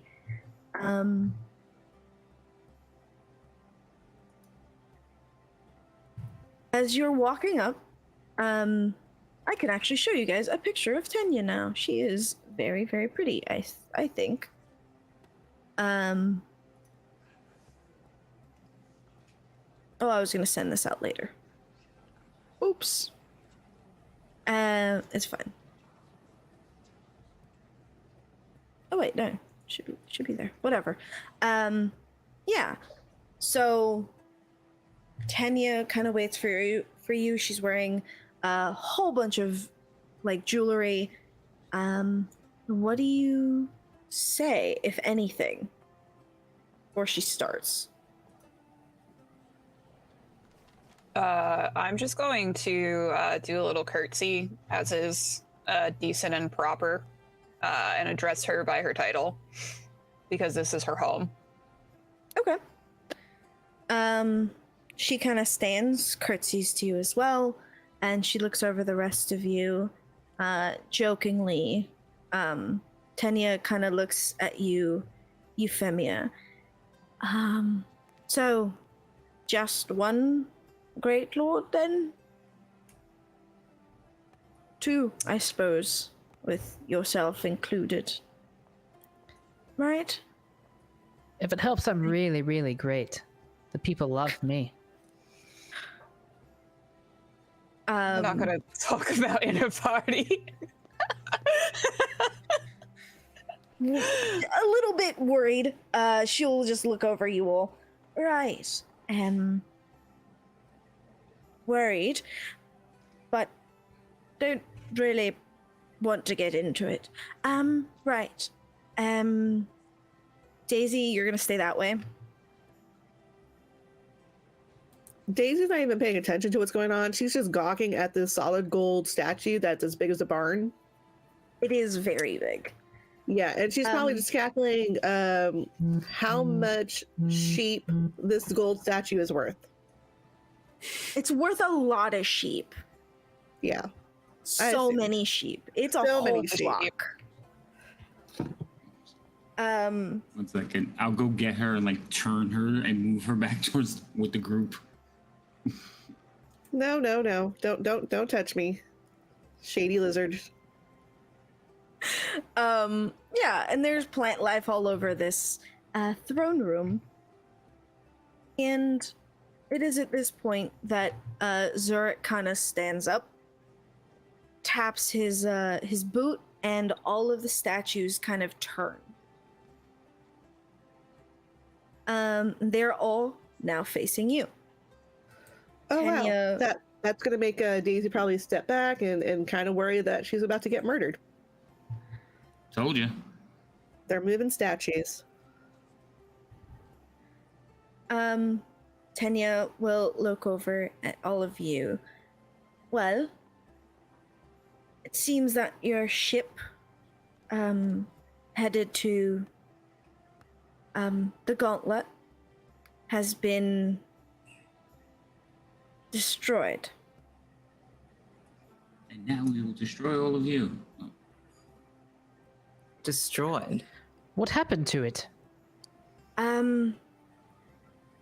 Well, it seems that the Raylon have figured out our plan.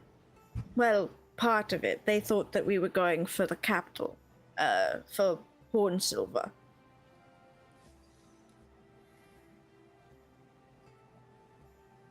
So they destroyed our ship. Easy as that. We have other ways of getting you to where you need to go. However, it will not take as long, and you will be directly outside the castle gates, your family home, Euphemia. The reason we wanted to send you by ship was obviously because then we could see and gather information, but this way you're headed into no man's land. We don't know what's on the other side.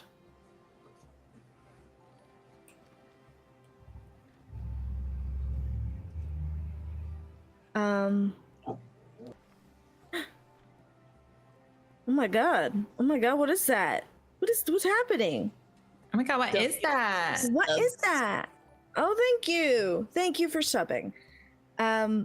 Stick around, watch us do stuff. Yeah. There's so many. Oh my gosh. Hi, Dove. Thank you, Dove. Yeah. So we can teleport you inside. Sad truth is that our family has a lot of teleportation circles all over the place. The one being near your family home. We don't know what we're waiting for. And we don't know what you're going to face on the other side, which is the main problem. Are you able to accommodate all of the red swords as well? She kind of looks over at the statues. Is anyone looking at them? Or are you just addressing Tenya? You, Daisy May, give me a perception check. I'd say Cass would be looking at everything because he's always in guard mode. Yeah, so then also give me a perception check. I'll say you both can do it at advantage. Oh my god, those are some fancy die. Right, so These shiny. are so So shiny. sparkly. Love those. Oops, did I roll twice? I don't know. You did. Well, it wasn't very good. Cassius, you're just looking for threats. Daisy May, you're looking at the statues and kind of at the top. They're pretty tall, so it's kind of hard. You'd have to look like directly up. But as you're looking up at them, you see that sitting kind of behind them are these men in these dark robes. One of them has dark robes on. The other one has like black armor with these green stamps on it. So forth and so forth. So you see 6 men sitting on somewhere on the statue. Because she doesn't know any better, she'll call out, "Ain't that dangerous being up there like that?" And literally just point at the person she sees in front of her.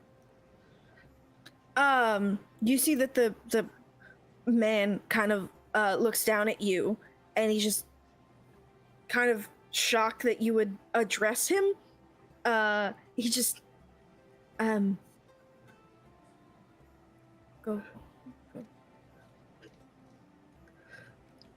He didn't say anything. He just. I'm sorry, what? Euphemia's gonna look back at Daisy and be like, "Can we focus on what's in front of us, please?"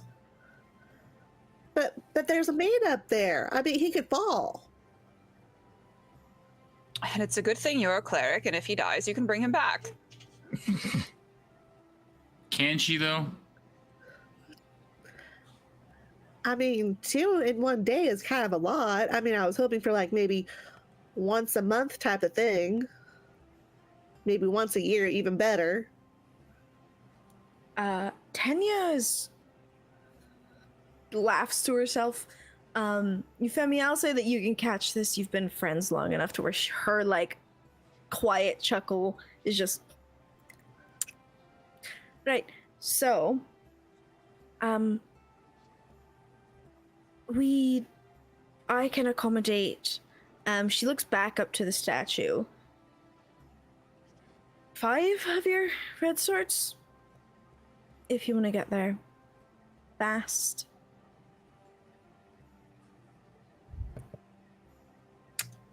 I suppose 5 is better than none. It's less than I'd like to send with you, but it's all I can give you at the moment. And do we have a way of getting back? Yes. I'm counting myself as one of the 5. Only one of us can activate it. So, seeing as Zurich, she looks over at her husband, has no magical abilities whatsoever, you're left with me, unless you want to take one of my brothers, and I would not recommend that.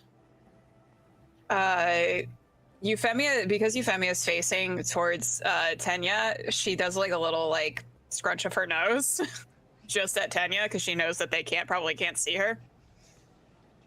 Like, she goes, "No, you'll do fine." good.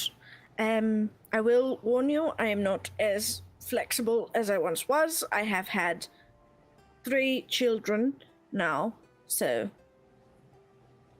I'm a little rusty. Don't worry, we usually just throw cast at whatever's in front of us. They seem to do a good job of taking care of whatever opposition we might face. Wonderful. Just keeping them Well- pointed at the enemies. That could be a bit challenging. Wonderful. Well, in that case, anything that you need from here?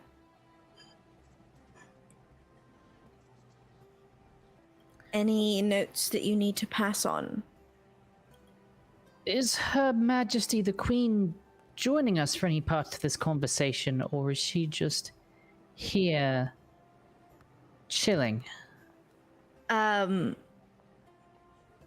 You see that she kind of giggles a little. She goes, no, I believe she was here to see one of you. Not, I think it was Cassius. Not sure why, but when the Queen tells you to teleport her to your family home, you don't fight her, you just do it.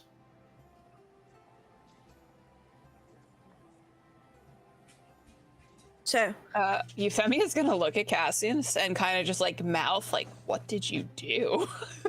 Yeah, he was like in like guard mode, so he was very like stoic. And then when he heard his name, and then looks over at Euphemia, he's like, and then immediately goes like,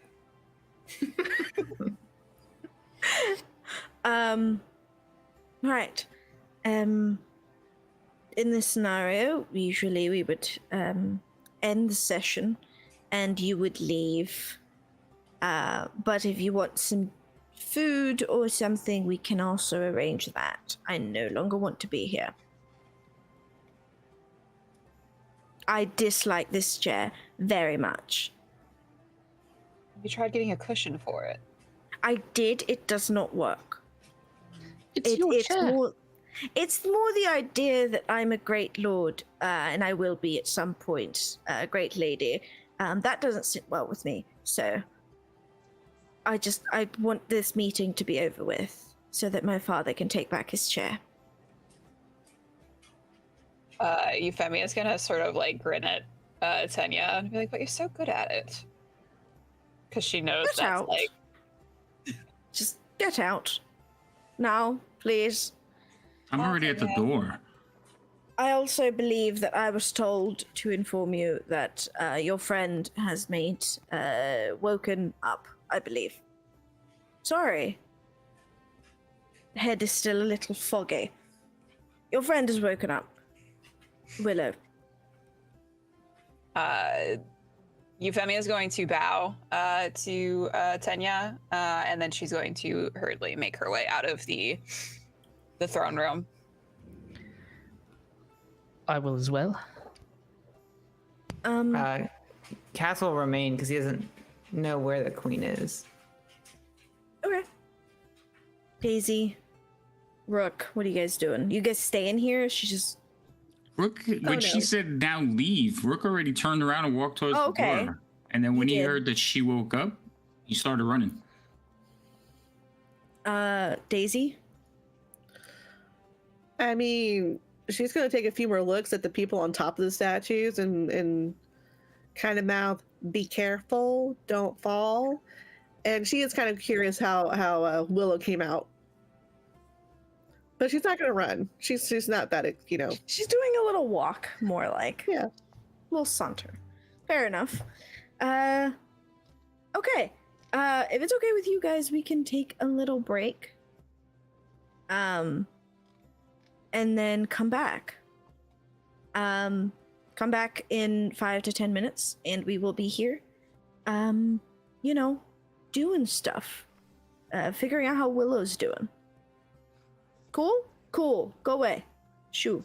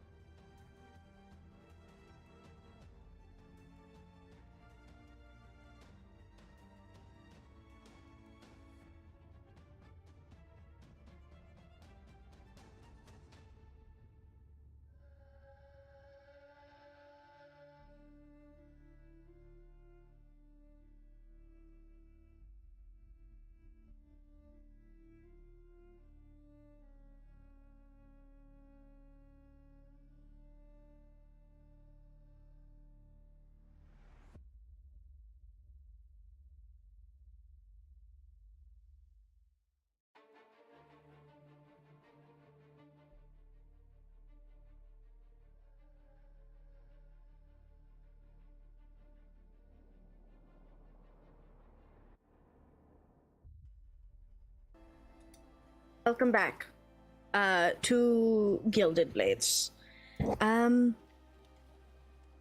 We are picking up outside of Willow's chambers. I'll say that all of you are kind of outside, and inside you hear some chatter, and then like the clink of maybe a cup on the inside, and a laugh. So who goes in first? Cass will go in if nobody else pushes through. Okay. Cass, you go in, and it seems that in the time that you guys took to find everyone, go to your meeting, have a whole conversation, or get information, that people have come in here and put nice flowers up and just kind of hung out. And you see that there is a little girl, a little half-orc girl, kind of putting oil and flowers into Willow's hair as she's like leaned back onto the headboard of her bed. And she looks over at you and she goes, "Hi." Willow? Hi. The little girl kind of steps to cover your sight of her as she starts to put things in her hair again. And you see that there's a vase on the floor, scattered flowers all over the place. And I sent you guys a picture of Willow because I just think she's pretty. And so Willow kind of tilts her head and goes, "Hi, welcome in. Hello. Can I help you?" "Hi." Oh no. How are you feeling? Better. Definitely better. Thank you for following. A little bit sore. Quite a bit of a headache. Some chest pains, but overall pretty good.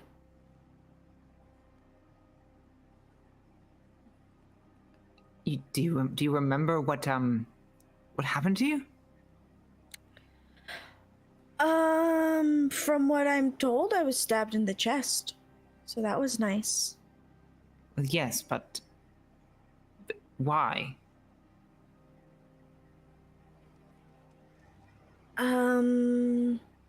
I'm not sure.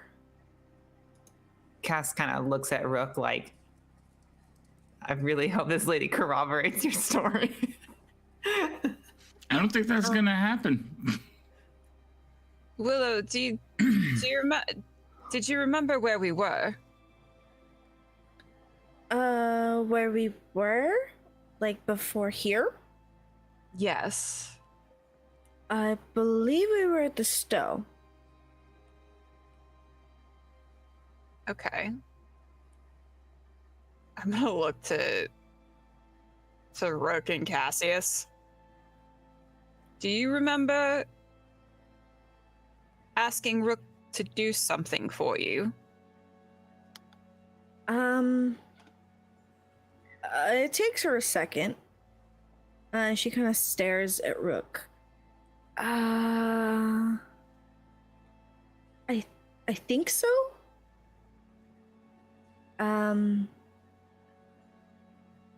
She starts to like pick at her skin. I was ill, so I told you to help me with something, and I don't remember what that is. I am sorry. It's fine. Feeling better? Like I've been dragged behind a horse for 20 miles, but, good enough. It's better than the alternative. Great. That scares me a little, but okay.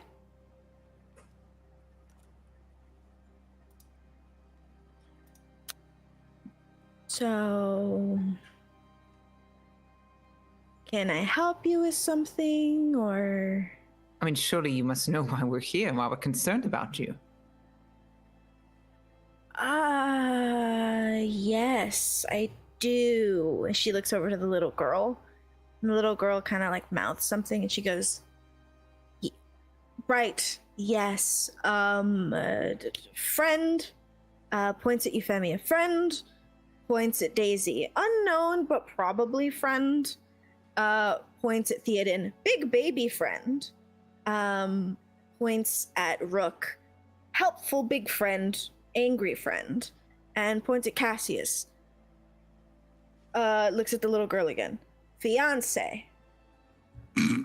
I whip my head. I knew it. That was wrong. Yes. My apologies. Do you remember any of our names? Yes. Euphemia. Rook. Though she's, I don't know if your name is Rook or that you have another name because there's another name that's coming to mind, but it's kind Rook's of fine. blurry. Theoden. Bad Sea. That is the two I connect. Your wife is lovely. You Daisy are correct there. Yes. and Cassius. Roar. Are you experiencing any side effects that are not physical? You seem a little... Well, if you're asking if I have a mental thing going on, a little bit. It's a little bit foggy. She doesn't like normally talk like this. No. Okay. So, you know, it's a little hard to figure out what's going on. But I do know that you're friends. So you're welcome in. Always. Yeah. I'm going to look at Willow. So we will be departing soon. We're going to leave you in the care of the Linnaeus. So Okay. you are able to make a recovery here. Okay. But we will return for you after we are done with our quest. Okay. That sounds okay with me. Euphemia like looks like she looks like conflicted because she's so glad that like Willow is alive, but she's also doesn't really recognize this person in front of her.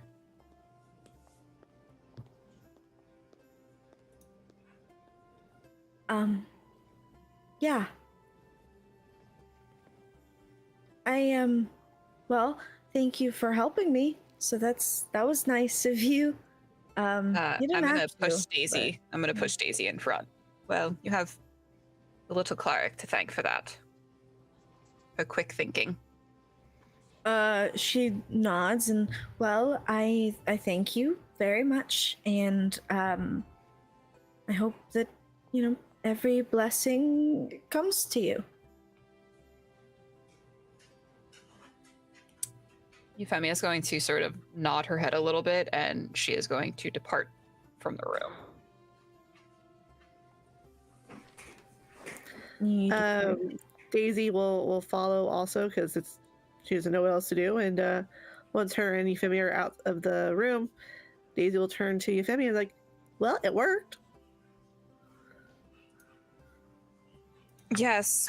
I said there could be some differences when they come back. You did warn of that. It's just jarring to speak to someone that you've known for years and not... And not have the burden of the sins weighing down on their souls. I mean, I guess maybe that's how Willow used to be. I mean, getting your soul back or coming back from the dead, it's almost like you get a second chance and you don't want to kind of fuck it up. Well, I hope... This is a good thing. Euphemia has decided this is a good thing. It This is a beats the good thing. alternative. It beats the alternative. I need to go. Oh god, I could really use a glass of wine right now. I'm gonna go stare at the gardens for a while. You can do that. Daisy May's gonna mutter to herself, I bet she's gonna talk to some plants and stuff. There are some awakened plants that just kind of dance, so you can play with those. Yeah. In the room, Daisy, is there anything you want to do? She'll kind of linger because she kind of wants to see what else is gonna happen Okay. because it's kind of entertaining at this point. Theoden, yeah, you can do that. Theoden, she looks at you and goes,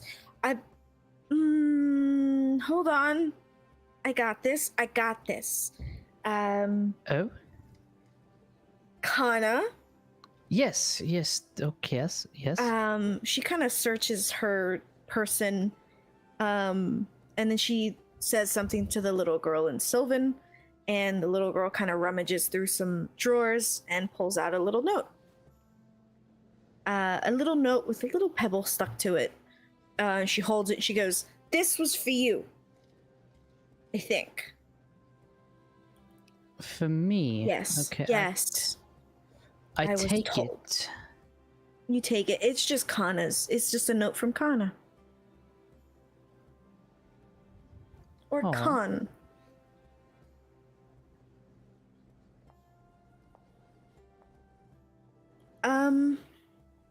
And it's got a little pebble attached, and she goes, "That was correct, right? Yes, I did a good job." I believe so. Yes, I think.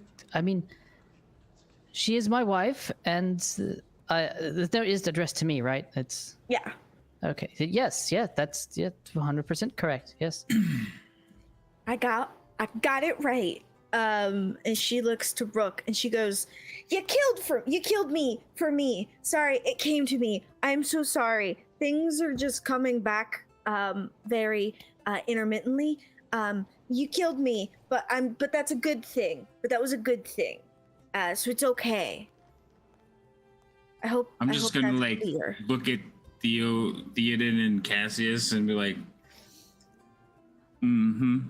Let the record show the rest of us do not want that to happen to us.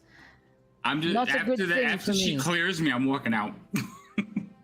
She nods and goes, "That Wait, was." Does that mean you don't want me to resurrect you if you do die? No, your part, fantastic. I don't want to die in the first place, but if I do, absolutely resurrect me. Resurrect me twice just to be certain. That's kind of costly. We'll do it once and see what I will happens. pay you back. I have money. I'm a great lord. Believe me, you want to resurrect me. He's a good great lord. Well, The best great lord. As you can see, results vary as to the condition of the person who comes back. She'll heal with time, I'm sure. Yeah, definitely. Can we get Daisy May like a contract, like a terms and service that she has like people sign before she does any sort of healing on them and stuff?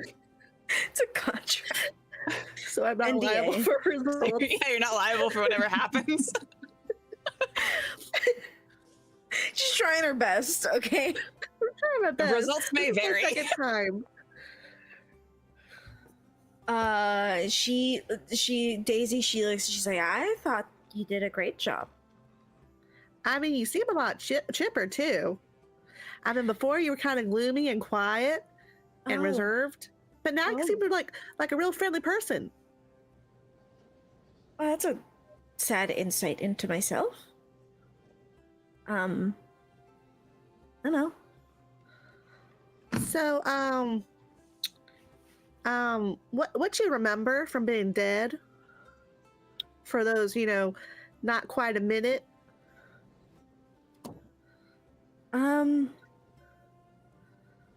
a bright light. I felt like it was burning. You didn't see any Um, flowers? Like big red flowers? No, a tree? not really. No. Huh. I saw a skeletal hand, and then I was here, and I was awake. And this child was putting flowers in my hair. It's a nice way to wake up. Yeah, a little concerning, but here we are.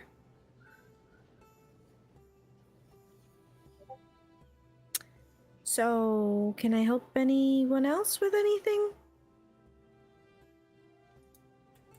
Oh, no, I just wanted to check on your condition to make sure that, you did come back. Which you did. It I worked. did. Yes, I did. That was great. I'm going to go now. I think there's a little Okay. shrine or something I can go pray at. Okay, good.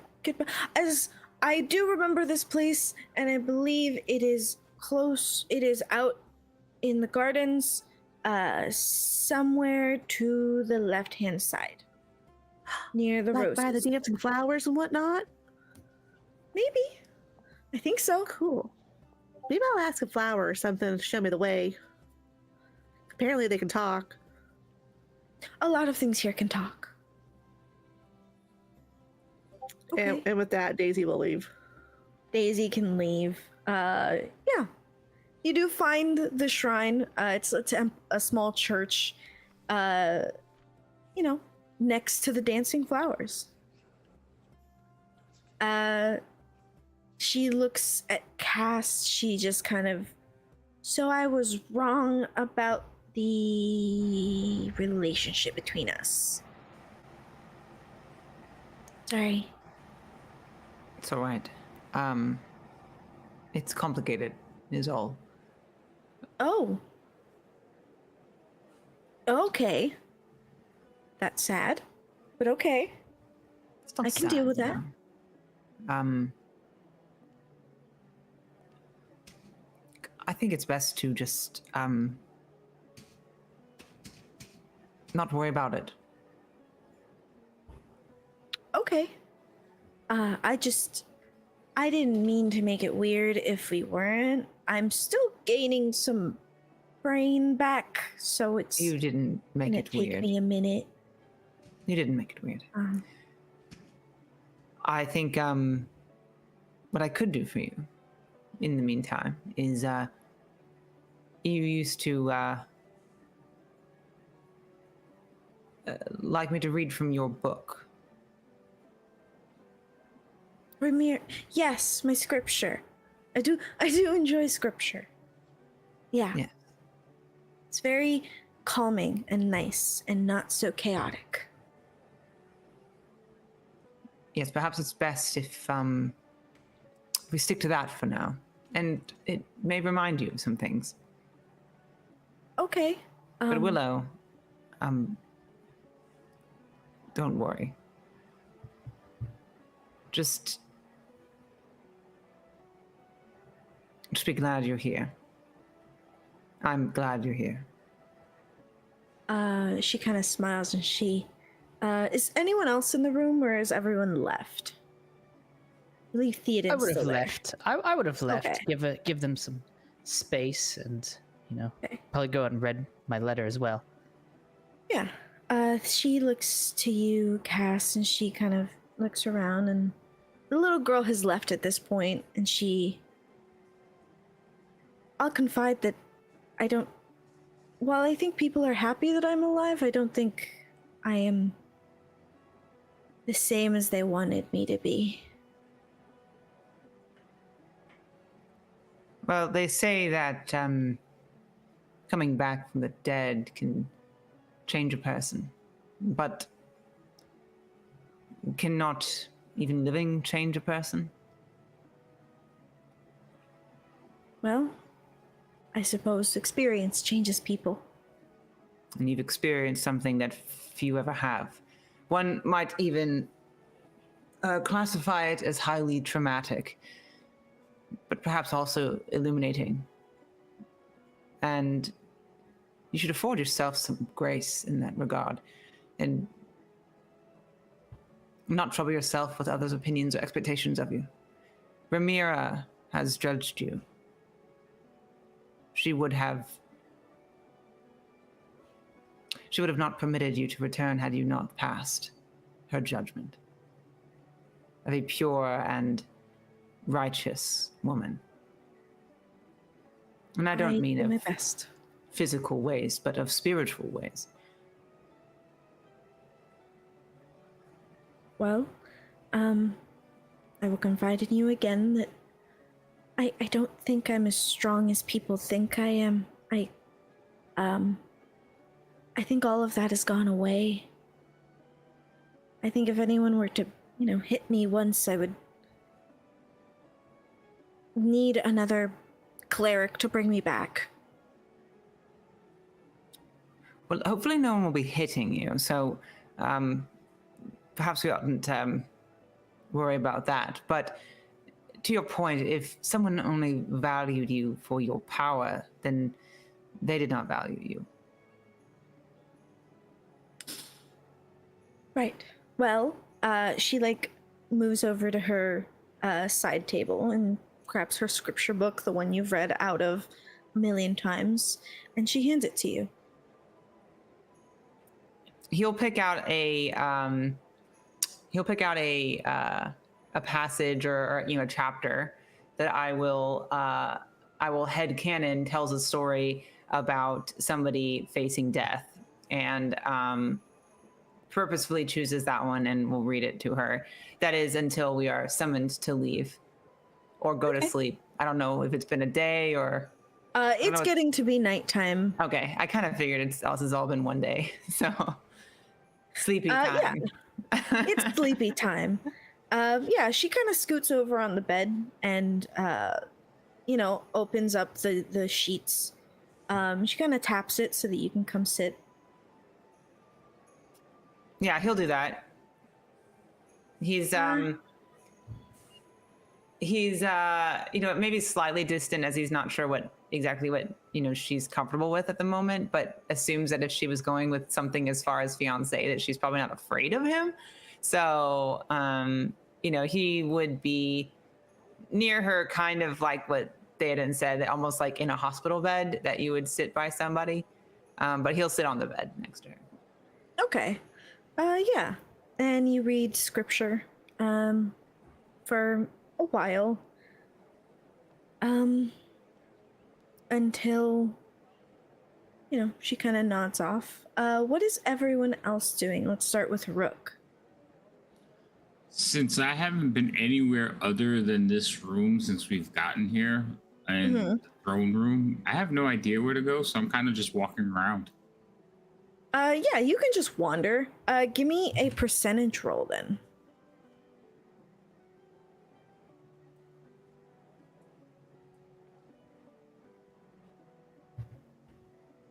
Okay.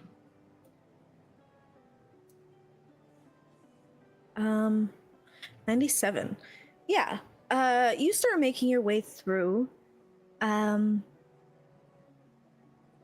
And you're able to find your way through a lot of these, and you find yourself on the bridge between the castle that you're in and the next one. Down below you see kind of a river floating by, and as you do, you see rain start to glow.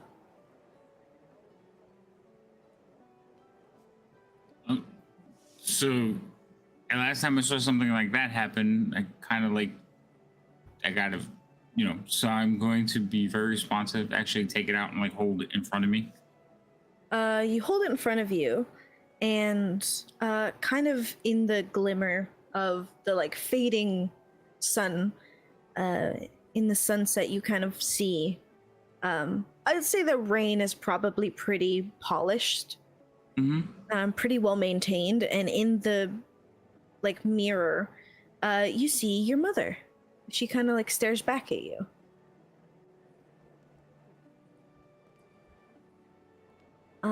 She doesn't say anything. She just kind of looks at you. It looks like she tries to mouth something, but it just doesn't come out. And she smiles, and then it goes away. I'm gonna take that as a good sign, and like the last thing I'll say is if she disappears is like I'm trying. And you hear no response.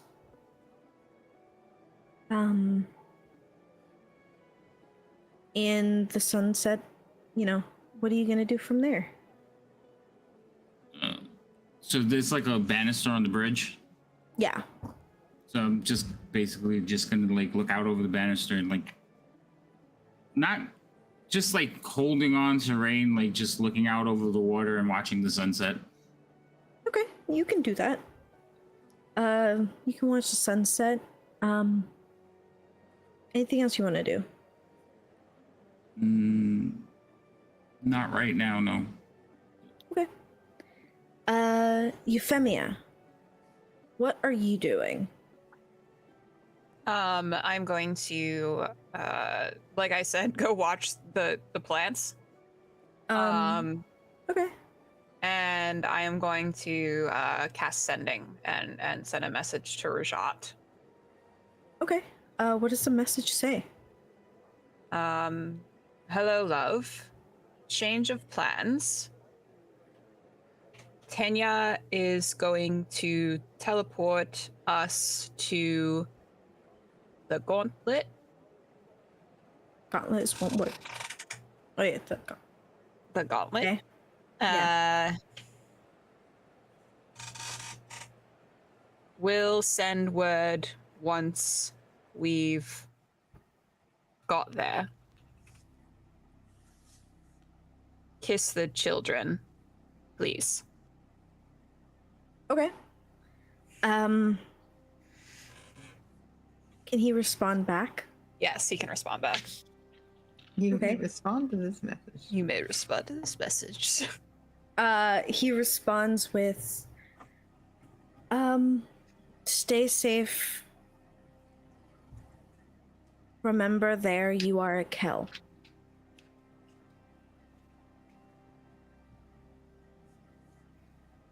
I worry. I love you. Be safe. And that's it. Euphemia is sort of just gonna like ruminate on that.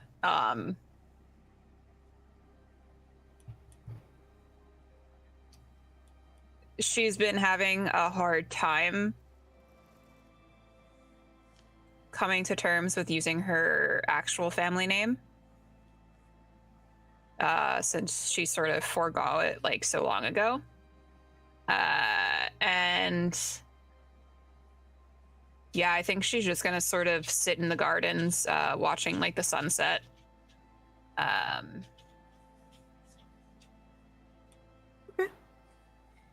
Thinking of Ada. Okay. You look out into the sunset, thinking of your sister. And, the flowers behind you, they continue to do their little dance.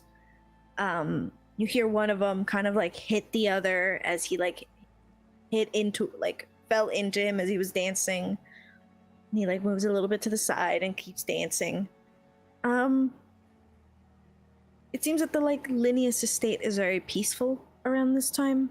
Even during times of war, it seems that nothing really touches here. Daisy May. What are you doing? Once at the little shrine, I'll light some candles for Rose and do a little prayer. Say, thank you for letting that spell work. Thank you for letting Willow come back. I hope I don't have to do that again anytime soon. And apologies if it offends you. Also pray that my family's okay. My brothers, my mom, my pa, all the sheep. All the sheep. All the sheep, yeah. I mean, it's the family's livelihood. I would hate for something to happen to the sheep. You need the sheep. Yeah. Yeah. Like And most also things. to ruminate and possibly gain guidance about that light. Okay. Is there any spell that you want to use or something? Because if not, it's just going to be a percentage roll.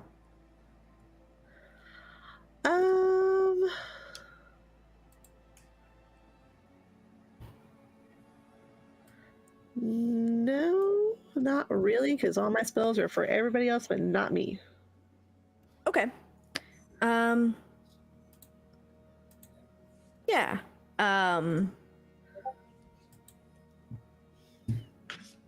Okay. Give me a percentage roll then. Okie dokie. Boom.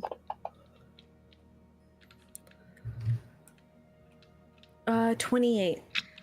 With a 28, you don't get any guidance from up above. Okay. But you do hear a voice of an old man as he steps into the church. And he looks down the aisle and, young one, you're here for... Oh, me? I'm just praying to Varos. Oh. Thank you, Distal. Furos. I thought my church was abandoned, to be honest.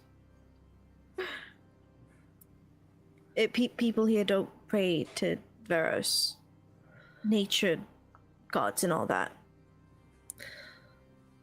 Well, I mean, I don't see why that wouldn't. I mean, Varos kind of dictates about souls of all the living creatures and plants alike. I mean, that's if you believe plants have souls. Around here people think they do, but here we are. I suppose here they just live. They don't really think of consequences or what is beyond. They just accept that when they die, that is it. That's so sad. I mean, here they have flowers that dance. I mean, can you imagine that? Dancing flowers? I've lived here my whole life, so yes. It gets annoying when they can talk. So you kind of ignore them after a time. Well, that's mighty sad. I mean, I'm sure that they get ignored all the time and they're missing out on some things, and I'm sure they have things to say and they just want somebody to listen to. Sure you're not a druid? Oh no, sir, I'm not. Well, he kind of nods, and I'm the great master of this temple. Well, I was the great master of another temple, but that one got burned down. Yeah, that happened a lot a few months ago. A lot of temples burned down. A lot of people were locked up, hunted, murdered, executed, all that fun stuff that people do when they're angry and scared and trying to fit in the new world. Well, we're going on to unprecedented times, so can't blame them. Sorry, I didn't introduce myself. I'm Talma, Grand Maester of the church. I'm Daisy Mae Summerfields. I'm just an acolyte. Oh, unfortunate. I've heard you've done some impressive feats. Well, I mean, I was told to do good a long time ago, and then I just keep trying to do good. Well, I continue doing that. Many of us lose the beacon after So, When you say lose the beacon, do you mean lose the ability to see the beacon, or is it like a tangible object or a metaphorical object? I was trying to say the light, but I didn't. I kind of slipped words. Okay. So you don't see like a bright light every now and then. Do you?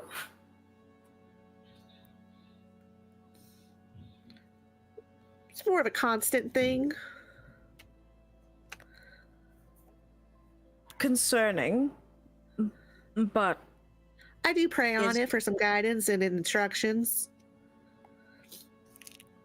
well, I suppose understanding. I don't know. Pray upon it every night and morning and hope that you get some guidance. I haven't been praying upon it on the morning, so I'll start doing that now. Hopefully, it will give me some guidance. Right. Well, if you're looking for a place to sleep, we have a couple cots that you can rest your head upon, if you wish. No pressure. Daisy May thinks about it and realizes that no one told her where she was supposed to sleep, so she'll take this offer. So that's mighty kind of you. I'll definitely take you up on that offer. The cot's much nicer than the ground. Although sleeping among dancing flowers might be fun. You can just ask them to make you a bed and they will. Who, the flowers? Yes. Oh, goodness gracious, that sounds amazing. Well, you can. I do it sometimes. Well, if you don't mind, I am going to start my prayer. Oh, right. I'll leave you to it. Oh, you don't have to leave. I just meant that I need to be near the statue. Oh, of course. And, she'll make sure there's plenty of room for him. Yeah. And he kind of like kneels down next to it and clasps his hands together as he begins uttering out prayers that you know like the back of your hand. And it just seems like he is oh, I guess we have to hydrate at some point. Please drink some water.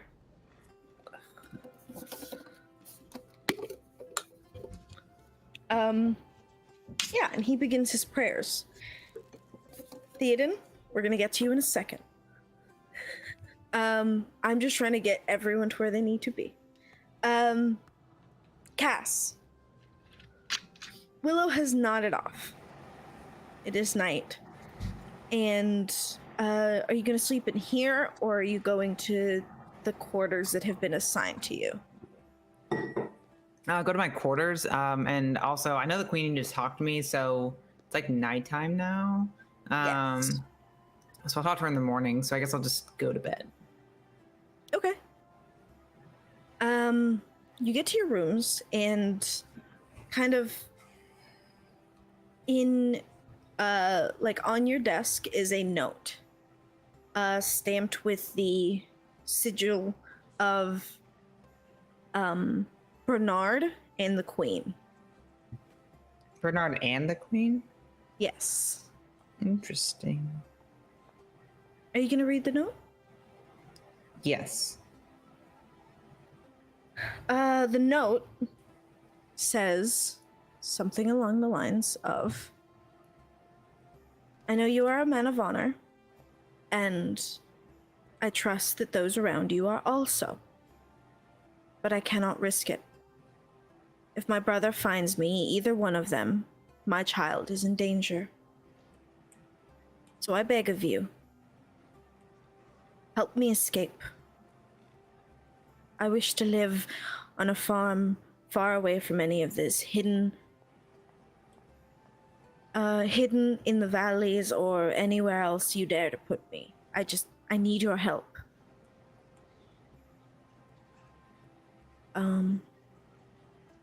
I'm alone, no one to help me, and the only protection I have is one that I have bought. I have struck a deal with Bernard in the hopes that he can give me passage to your homeland. I just need someone trustworthy to help move me away from the great lords and ladies traveling with my brother. Thank you. And it's signed. Not with the queen. It is signed with just the name Silwyn. Interesting. Oh, sorry. Yeah. Awin, sorry. God, Yeah, names are similar. Why'd I do that? that's Why did I do that? They are similar. Idiot. So that was the letter, right? Yeah. Okay. He's gonna fold it up and put it in his pocket for now.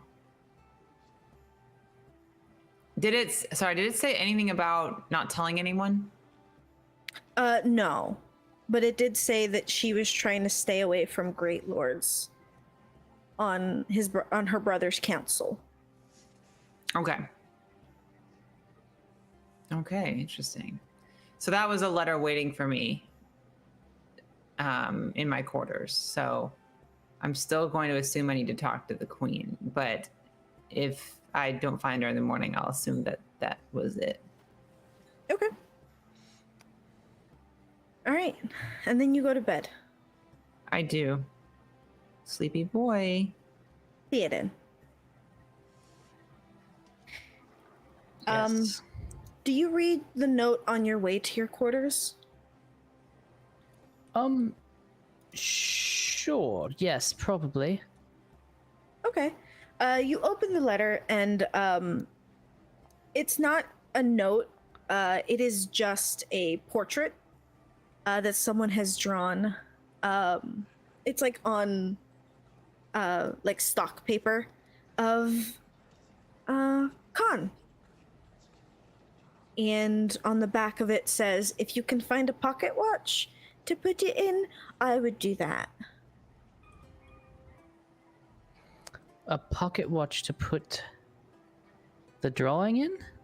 Yeah. Because it's small enough to like be cut out and put inside something. Okay, got it. And like as a PS, she says, I tried to add one in, but I couldn't find it. Instead, I found this very shiny rock outside. So I thought you might like it. Aw. That's so cute. Is there anything I can attach the rock to, like on my anywhere? I'll have to think on how I can wear or keep the rock, and I'll look for. I guess we may not be here long, but I'll look at some point for a pocket watch to do that. Yeah. The back of my mind. Also, you can put it in like your jacket pocket for now. It's not that big of Sure. a rock. It's like a little pebble. Okay, got it. It's Sure. just got like little flecks of glitter and it kind of glimmers in the sun. And you get to your quarters. I want you to give me a perception check. All right. Oh boy. Let's see here. Perception. Okay, this will go well. You can do it. Yes, I got there in the end. Ooh, Can you do it? good question. Yeah. You get to your door. You like pull it open. You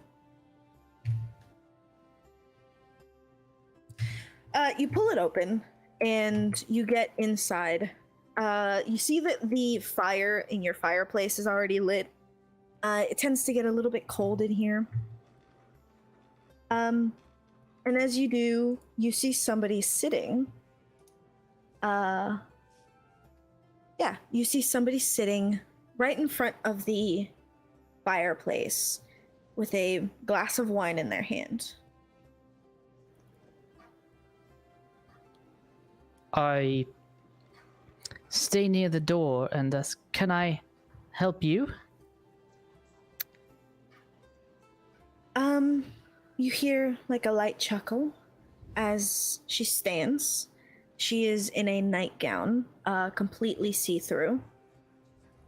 As she kind of looks over at you. And it is Awen.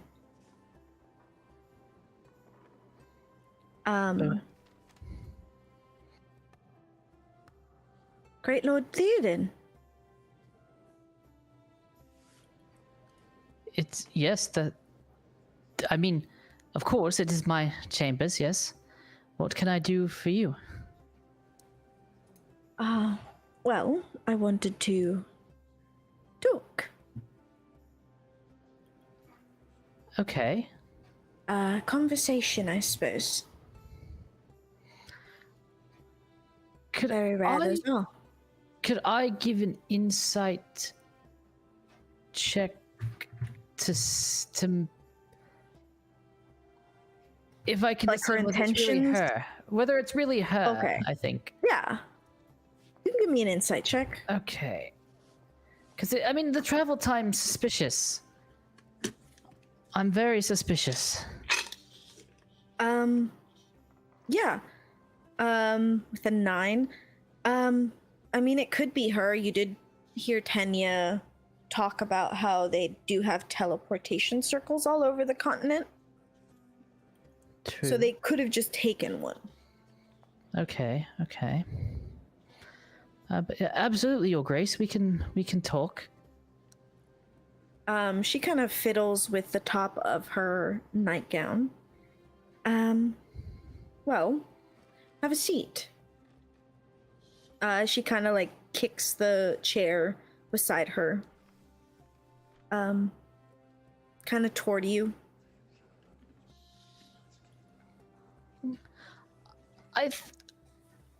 I'm all right here for now, I think. I've been sitting all afternoon, that dreadful council meeting. Ah.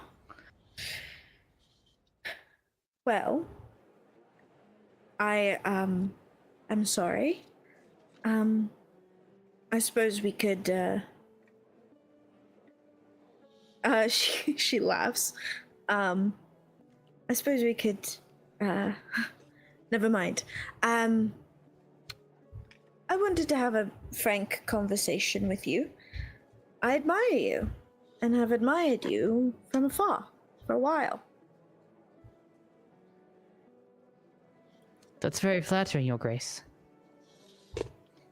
Awen, and I have had the issue of everyone seems to be trying to hurt me or my child in some way, shape, or form.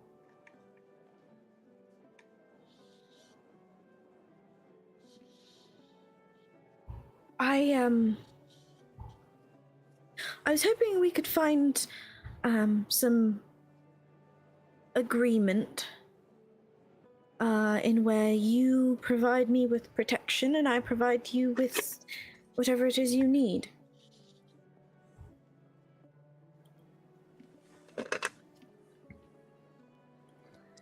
You want me to provide you with protection, and A boat.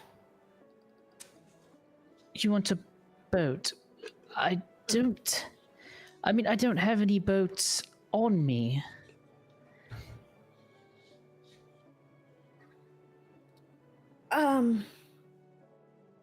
I don't know how to make this clearer.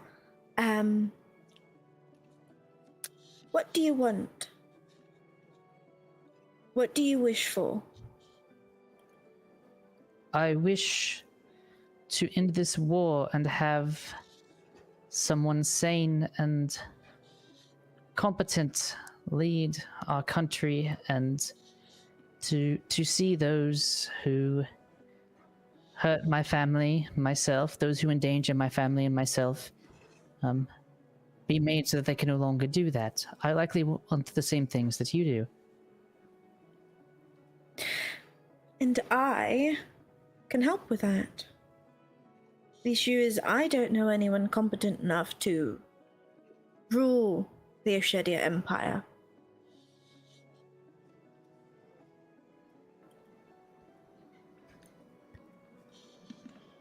Do you have any ideas? Still working on that, if I'm being honest. Perhaps we could create someone to rule the Empire.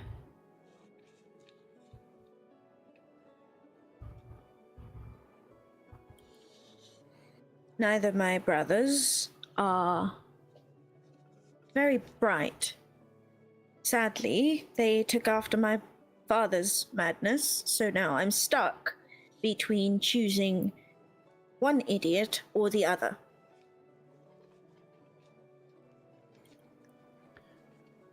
What if you just chose yourself instead?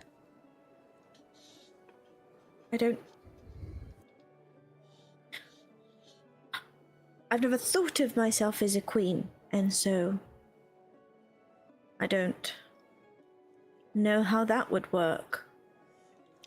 I imagine probably better than if you had thought of yourself as a queen. I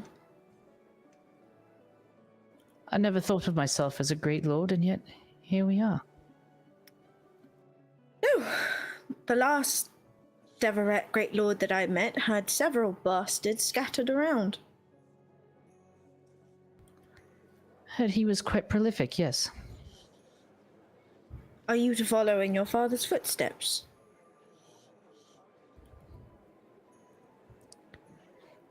On that account, hopefully not. On others, maybe. Still learning more about who my father really was. So, I can provide you with guidance on how to keep all of these families under the boot. I could even do it for you.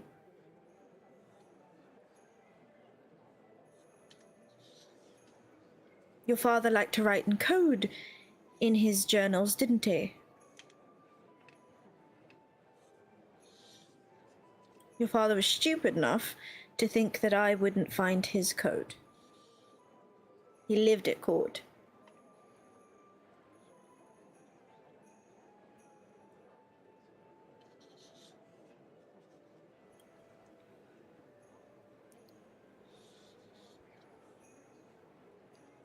I'm very...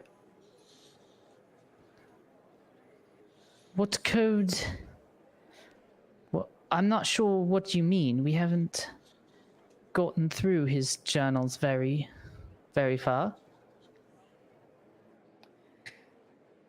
It's less of a code, more of the way he spoke. Did you speak to your father a lot?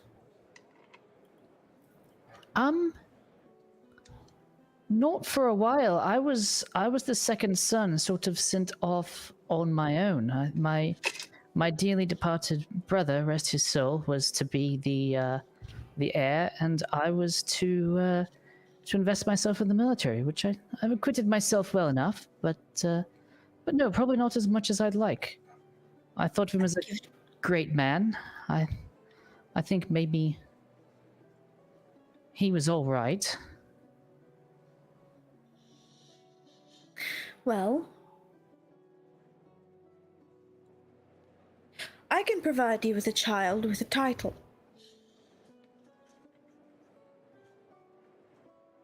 The right backing. All you have to do is become king. How am I to do that exactly? Well, I am sitting in your bedchamber with no clothes on, so figure that one out. I admire your candor and your attire, for sure. Bold, they say it works 60% of the time, but that's not for me. My place is to back you, or to back someone who can rule. My place is to make a family and be the great lord of the Deverett household. of the tout. Theoden, there are two people in your immediate vicinity, the Vesemires and the Raylon, who wish to be at the top. At the very top. There is an Empire's envoy who wishes to make trade with your wife, your wife's home, your wife's lands. Where do you think you're going to land when my brother is king, when the Deverets, when the Vesemires have helped him, when the Raylon has also helped him? Do you think you're going to remain third? If I give you my backing now, I talked to your wife beforehand. If I give you my backing now, she and I can begin to move the wheels on making you a king. Or your child, if you wish. Even if your name is not King, you can be.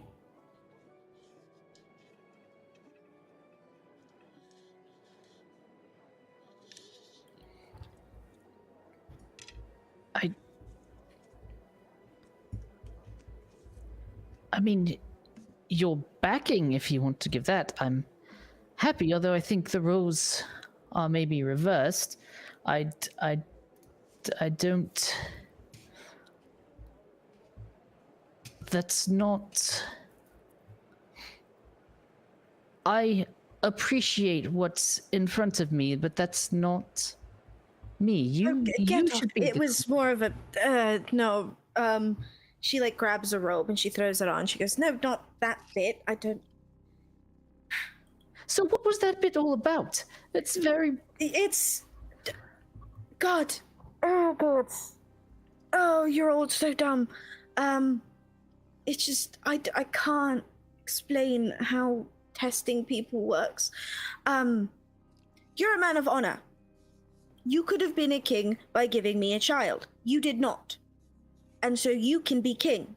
I do not want to be a queen. I hate this place. Everyone here is horrid. Do you know who Not isn't everyone. horrid? Horses. You're all right. Your wife is more than all right.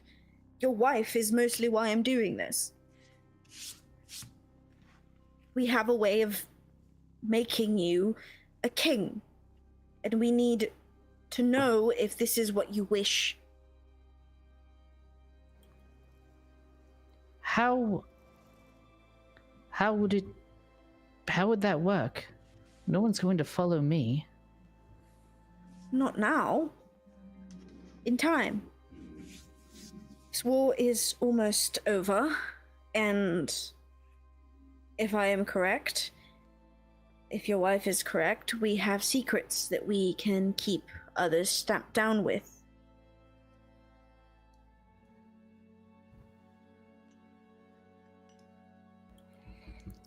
That's a dangerous game, and I don't... I mean, it's a fine thought, but I still think you're more fit for the throne than anyone. I don't want it. I want to live on a farm with horses and berries.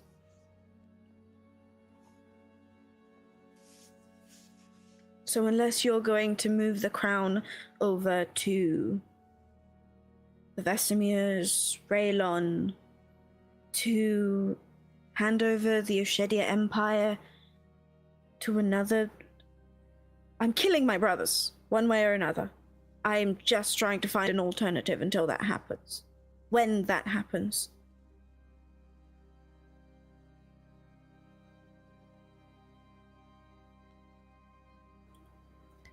Well, this whole thing certainly stays between us.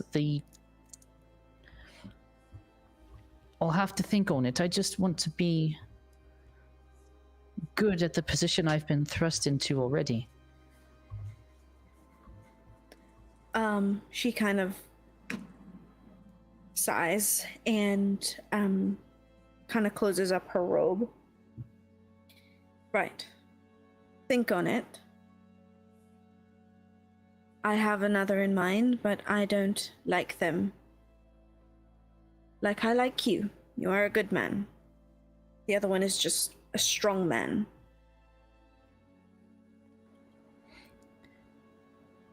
If it comes to that, I'll do it. But only because I serve your claim, and I hope you will reconsider and take that. Well, for me to have a claim, I have to get rid of my brothers. So, have a good night. I will make sure that nobody sees me leave, or they will talk.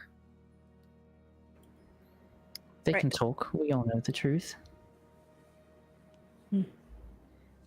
And she opens the door and she leaves.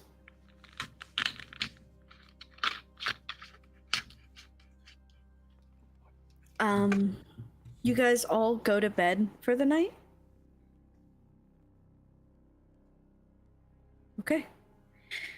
You all go to bed for the night. And is Fury gone for everyone else? Yeah, she keeps Yes. popping in He's and like out. bouncing in and out. Yeah. Okay, that's fine. Just making sure. Okay.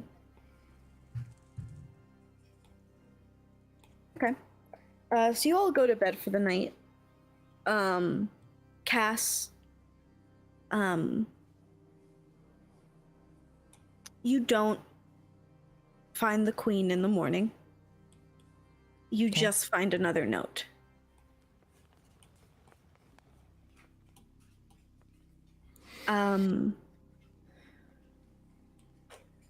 And the note just says, abscond with my child, protect him when the time comes.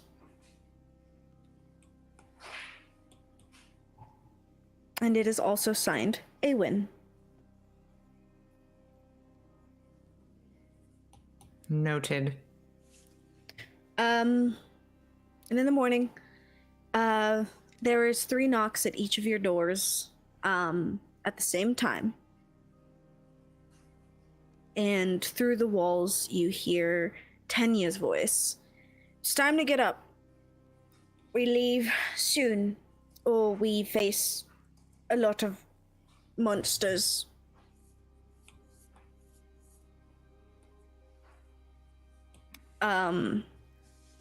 You guys do note that it is about 4:30 to 5 in the morning. It is Ew. still dark out.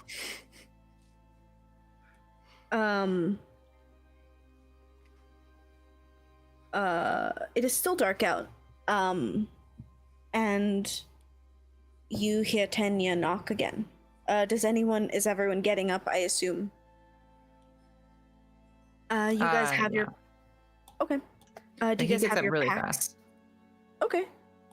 He gets up super fast. Everyone has their packs and things. Is there anything anyone wants to get before you leave the Linnaeus house? I don't think so. Potions of healing, or greater healing, superior healing, supreme healing. Any potions that could help heal. Yeah. I will say, roll me a d6, please. Cool. And then roll 1 again.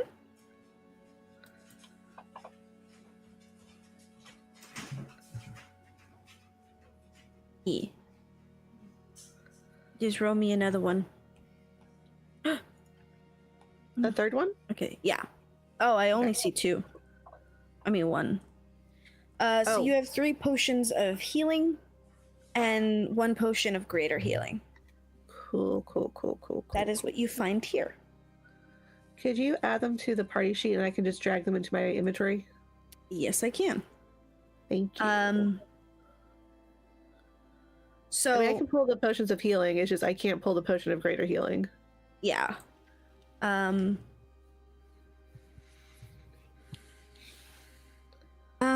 Yeah. So you guys are up in the morning. Is there anything you guys want to do before you go?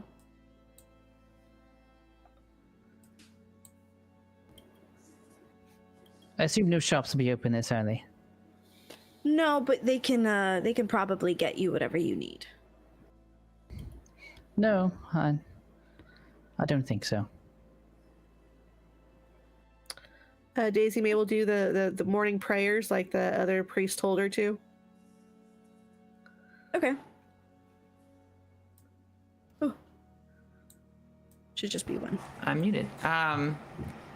Cass will check in on Willow one more time and just tell her that, we're headed out and she needs to stay here, and that if she's staying at the Linnaeus castle, he'll write to her. But if she leaves and goes elsewhere, just to, stay safe, because he won't necessarily know. She won't know where to, necessarily write to him. I guess we're headed towards the I don't know. The gauntlet. So she could try to,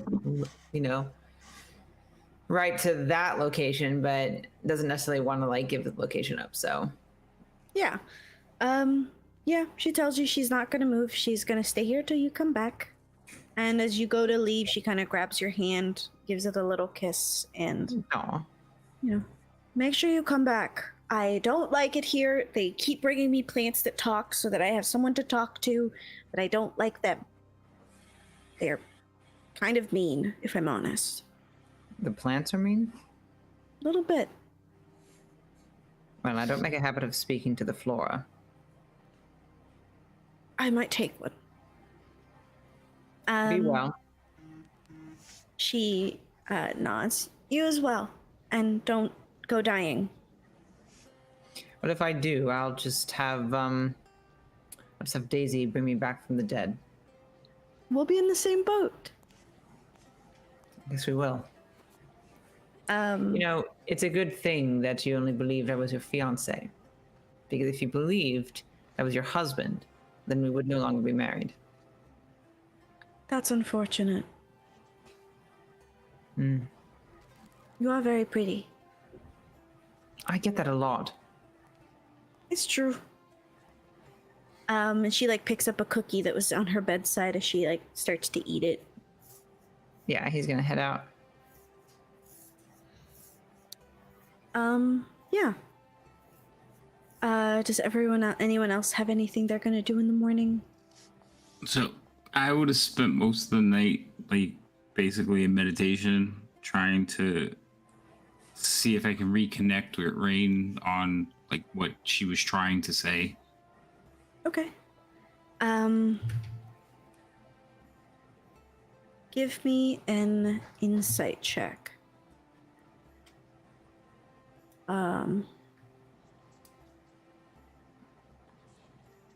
17. With a 17, I'll say that you connect with something.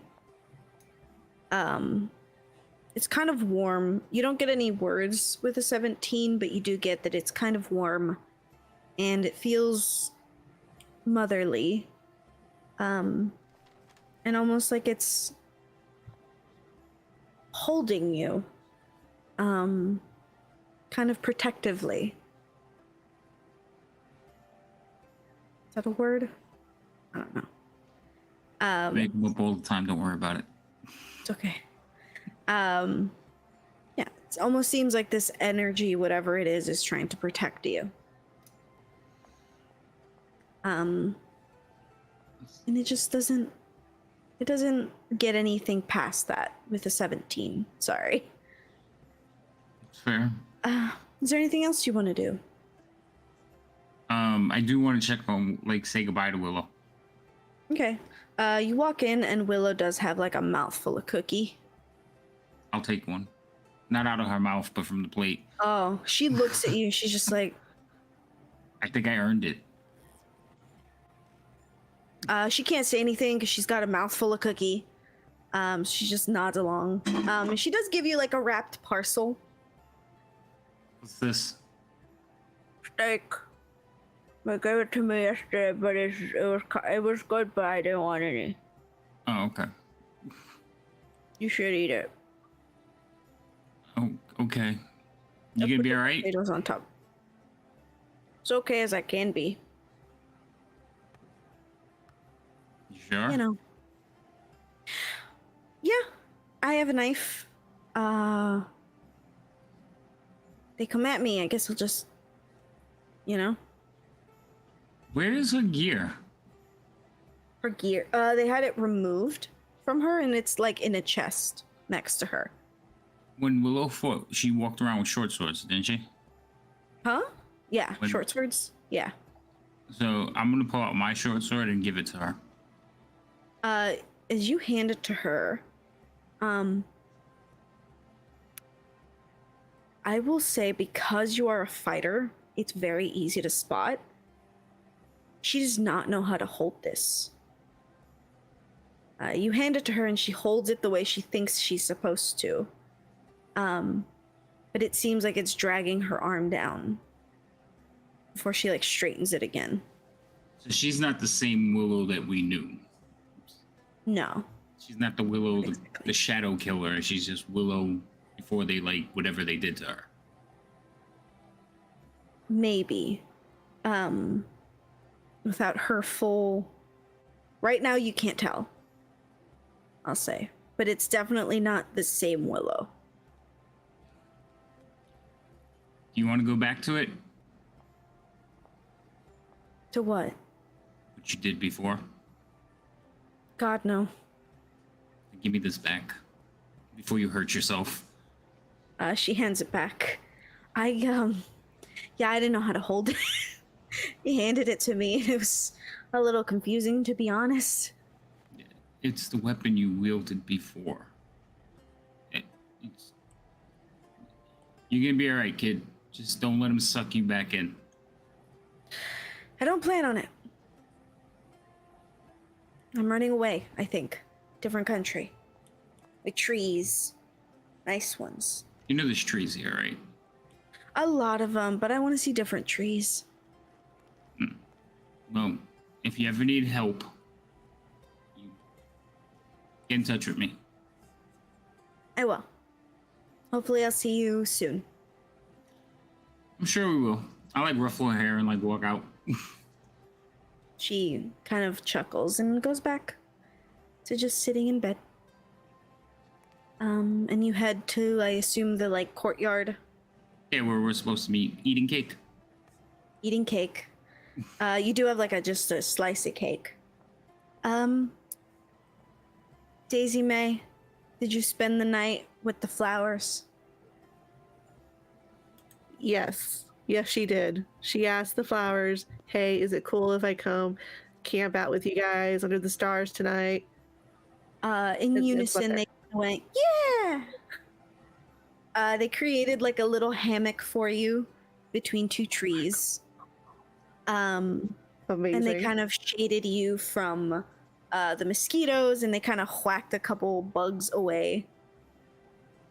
They kind of have this like calming hum as they dance and sleep. So yeah, you were able to Best sleep sleep. ever. It was so comfortable. It was so comfortable that you get an inspiration point.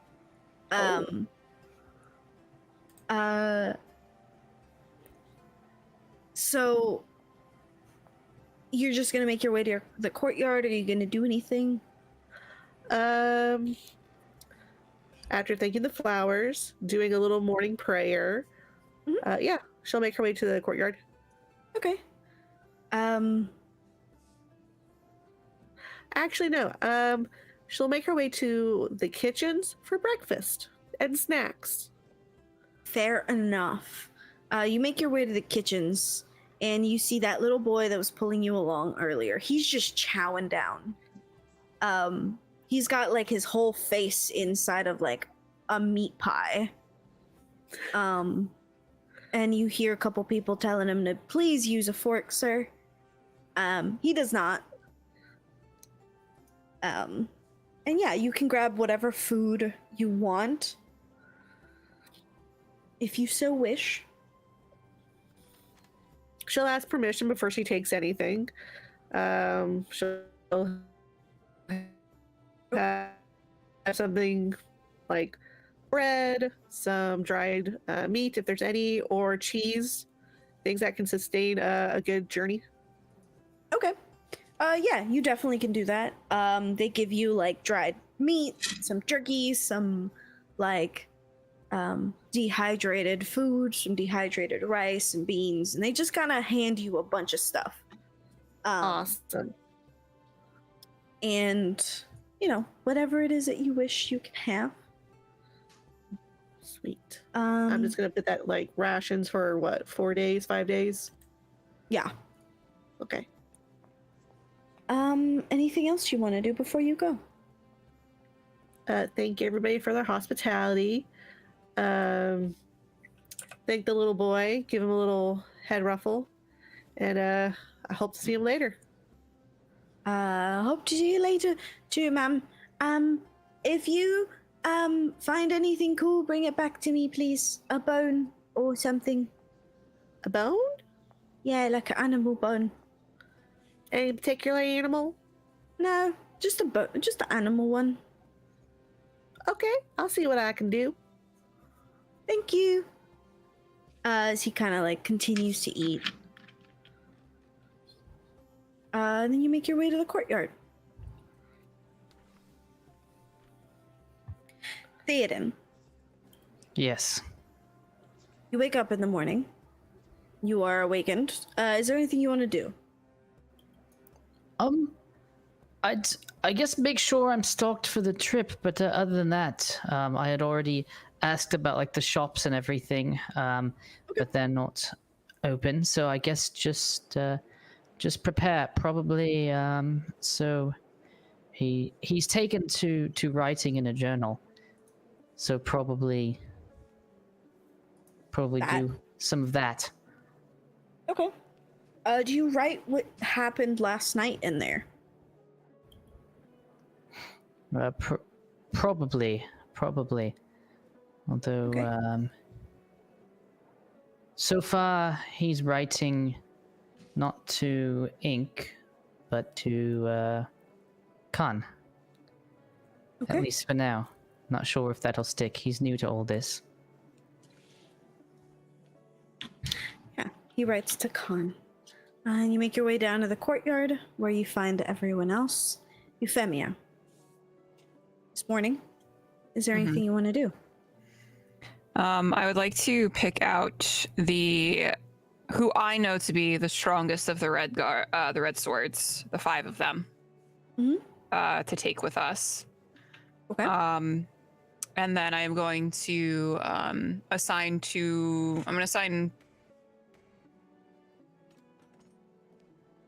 maybe six guards to be on rotation around Willow. Okay.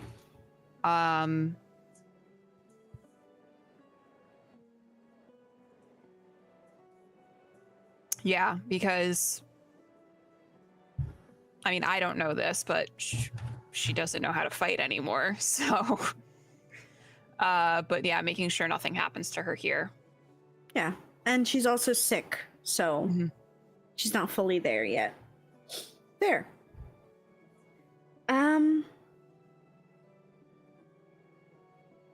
Yeah, so you just do that. Anything else you want to do?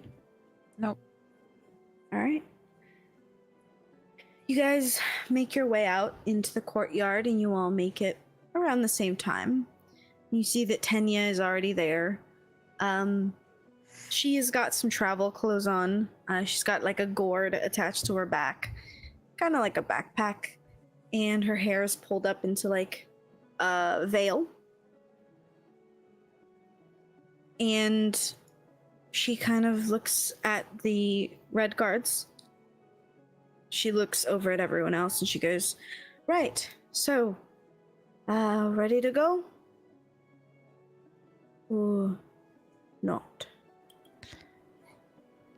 Can I discreetly survey the red guards? Just for my own personal morbid curiosity, I want to know if any of them, the ones that she picked to go with us, are ones that were assigned to me for security detail when I was... You note that both the guards that were assigned to you are in fact there. Oh, okay. I believe it was Willem and Samara. Oh god, they have names. Yeah. Theoden's just Alright. been like, hey, you over there. I don't fuck around. I assumed Theoden knew their names. I just figured they just seem to be popping out of nowhere. But apparently not. There's a roster. There is a roster. Okay, I didn't come here to fuck around, dude. Yeah.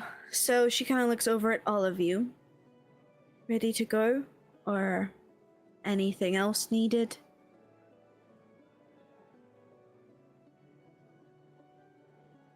No. Before we like leave, I am going to cast like mage armor on myself. Cast mage armor. She tells you, well, we're expecting that we're going into the darkness, so we have some cover. Right? Just out of curiosity, is there one of these in Raylon territory? She looks you up and down, and she goes, several.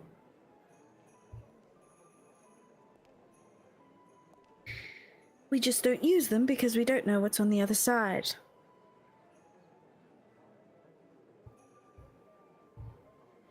Right, so we're going into darkness, and we're hoping for the best. I have a question. Yes? How exactly does teleportation magics work?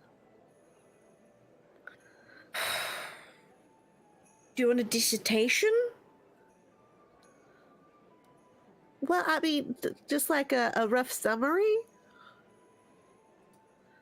I use magic. Light this up. It goes shoosh, and then we're where we need to be. So long as we don't end up in the astral plane. Does it hurt? Whoosh. No, doesn't hurt. Immensely. Feels more like you need to pee.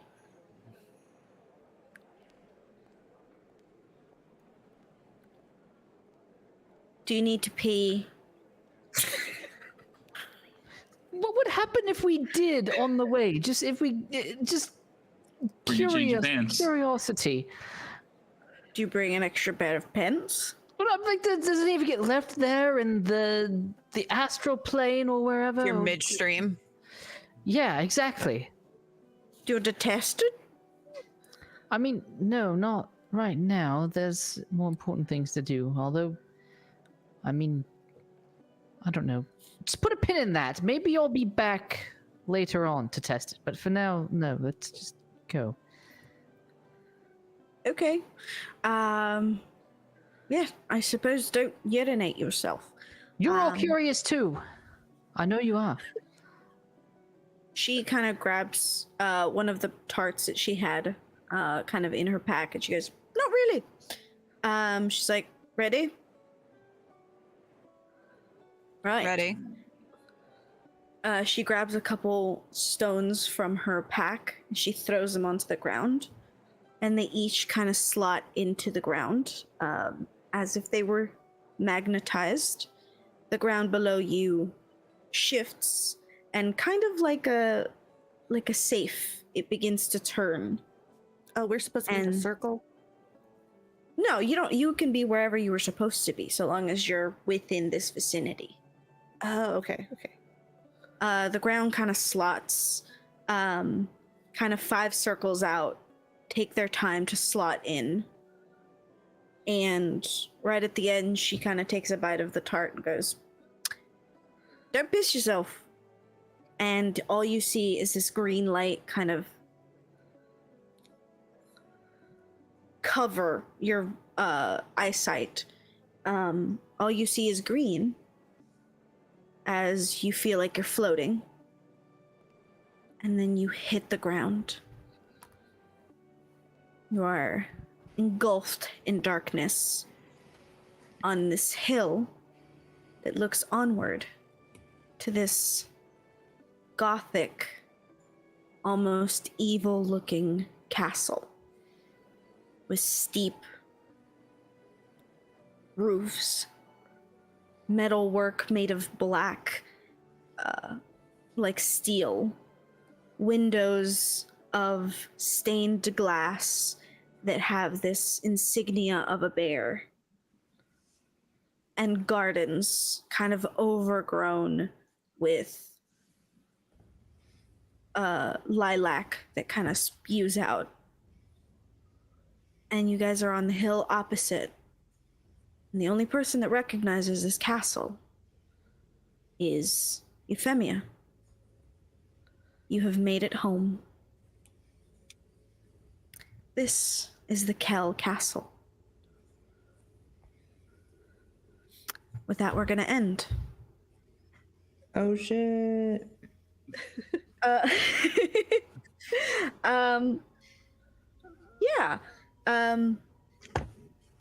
Thank you guys for watching. Thank you for playing, guys. This was super fun every week. I look forward to it. Is there anything you guys want to plug? I Watch Myriad stream. She's doing this truck driving thing. It's pretty funny. Oh yeah, we've been doing that Tuesday nights with the Ghoul Gang. We've been doing American Truck Simulator. It's been a lot of fun. And I stream other days of the week. I play a lot of Stardew, play a lot of cozy stuff. I'm streaming tomorrow. I don't know what I'm doing. We'll figure it out. I'm a professional. Figure out as you go. Fair enough. Yeah. Havoc, Ant. Go ahead, Ant. Plugs. I mean, I stream Sea of Thieves, and now I take care of a dog, but you can't watch me do that. That's Do you post the off-stream. dog pictures on like your Instagram, on your Twitters? Well, perhaps I probably should. Probably You should. Honestly, People love that shit. Okay. But I do stream Friday, Tuesday, and of course I'm here on Thursday. But you already knew that because you're here on Thursday. So that's it. All right. Anyone else? Havoc. Yeah, I stream too. You can find me at Havoc_RPG. We're going to be playing this Saturday, and we're probably going to be playing long because I think it is now a year that I have been streaming. So Dang, that's a to long celebrate. time. Woohoo! Play a little longer session on Saturday, so that should be fun. A little longer than 10 hours? Wow. Well, you know how it is. All right, you guys have a good night. Come back tomorrow. I believe there is some We do game. be playing. There's another game tomorrow at 6 p.m. Pacific. Do the conversion yourself. Yeah, come back for that. But mostly go have fun, go eat, go have some, go away for now, and then come back next Thursday. But then see if right you now, know get I'll ready. leave. Oh my god. Go away. We don't want you. Shoo. It's over. Bye. I have to make sure everything's close.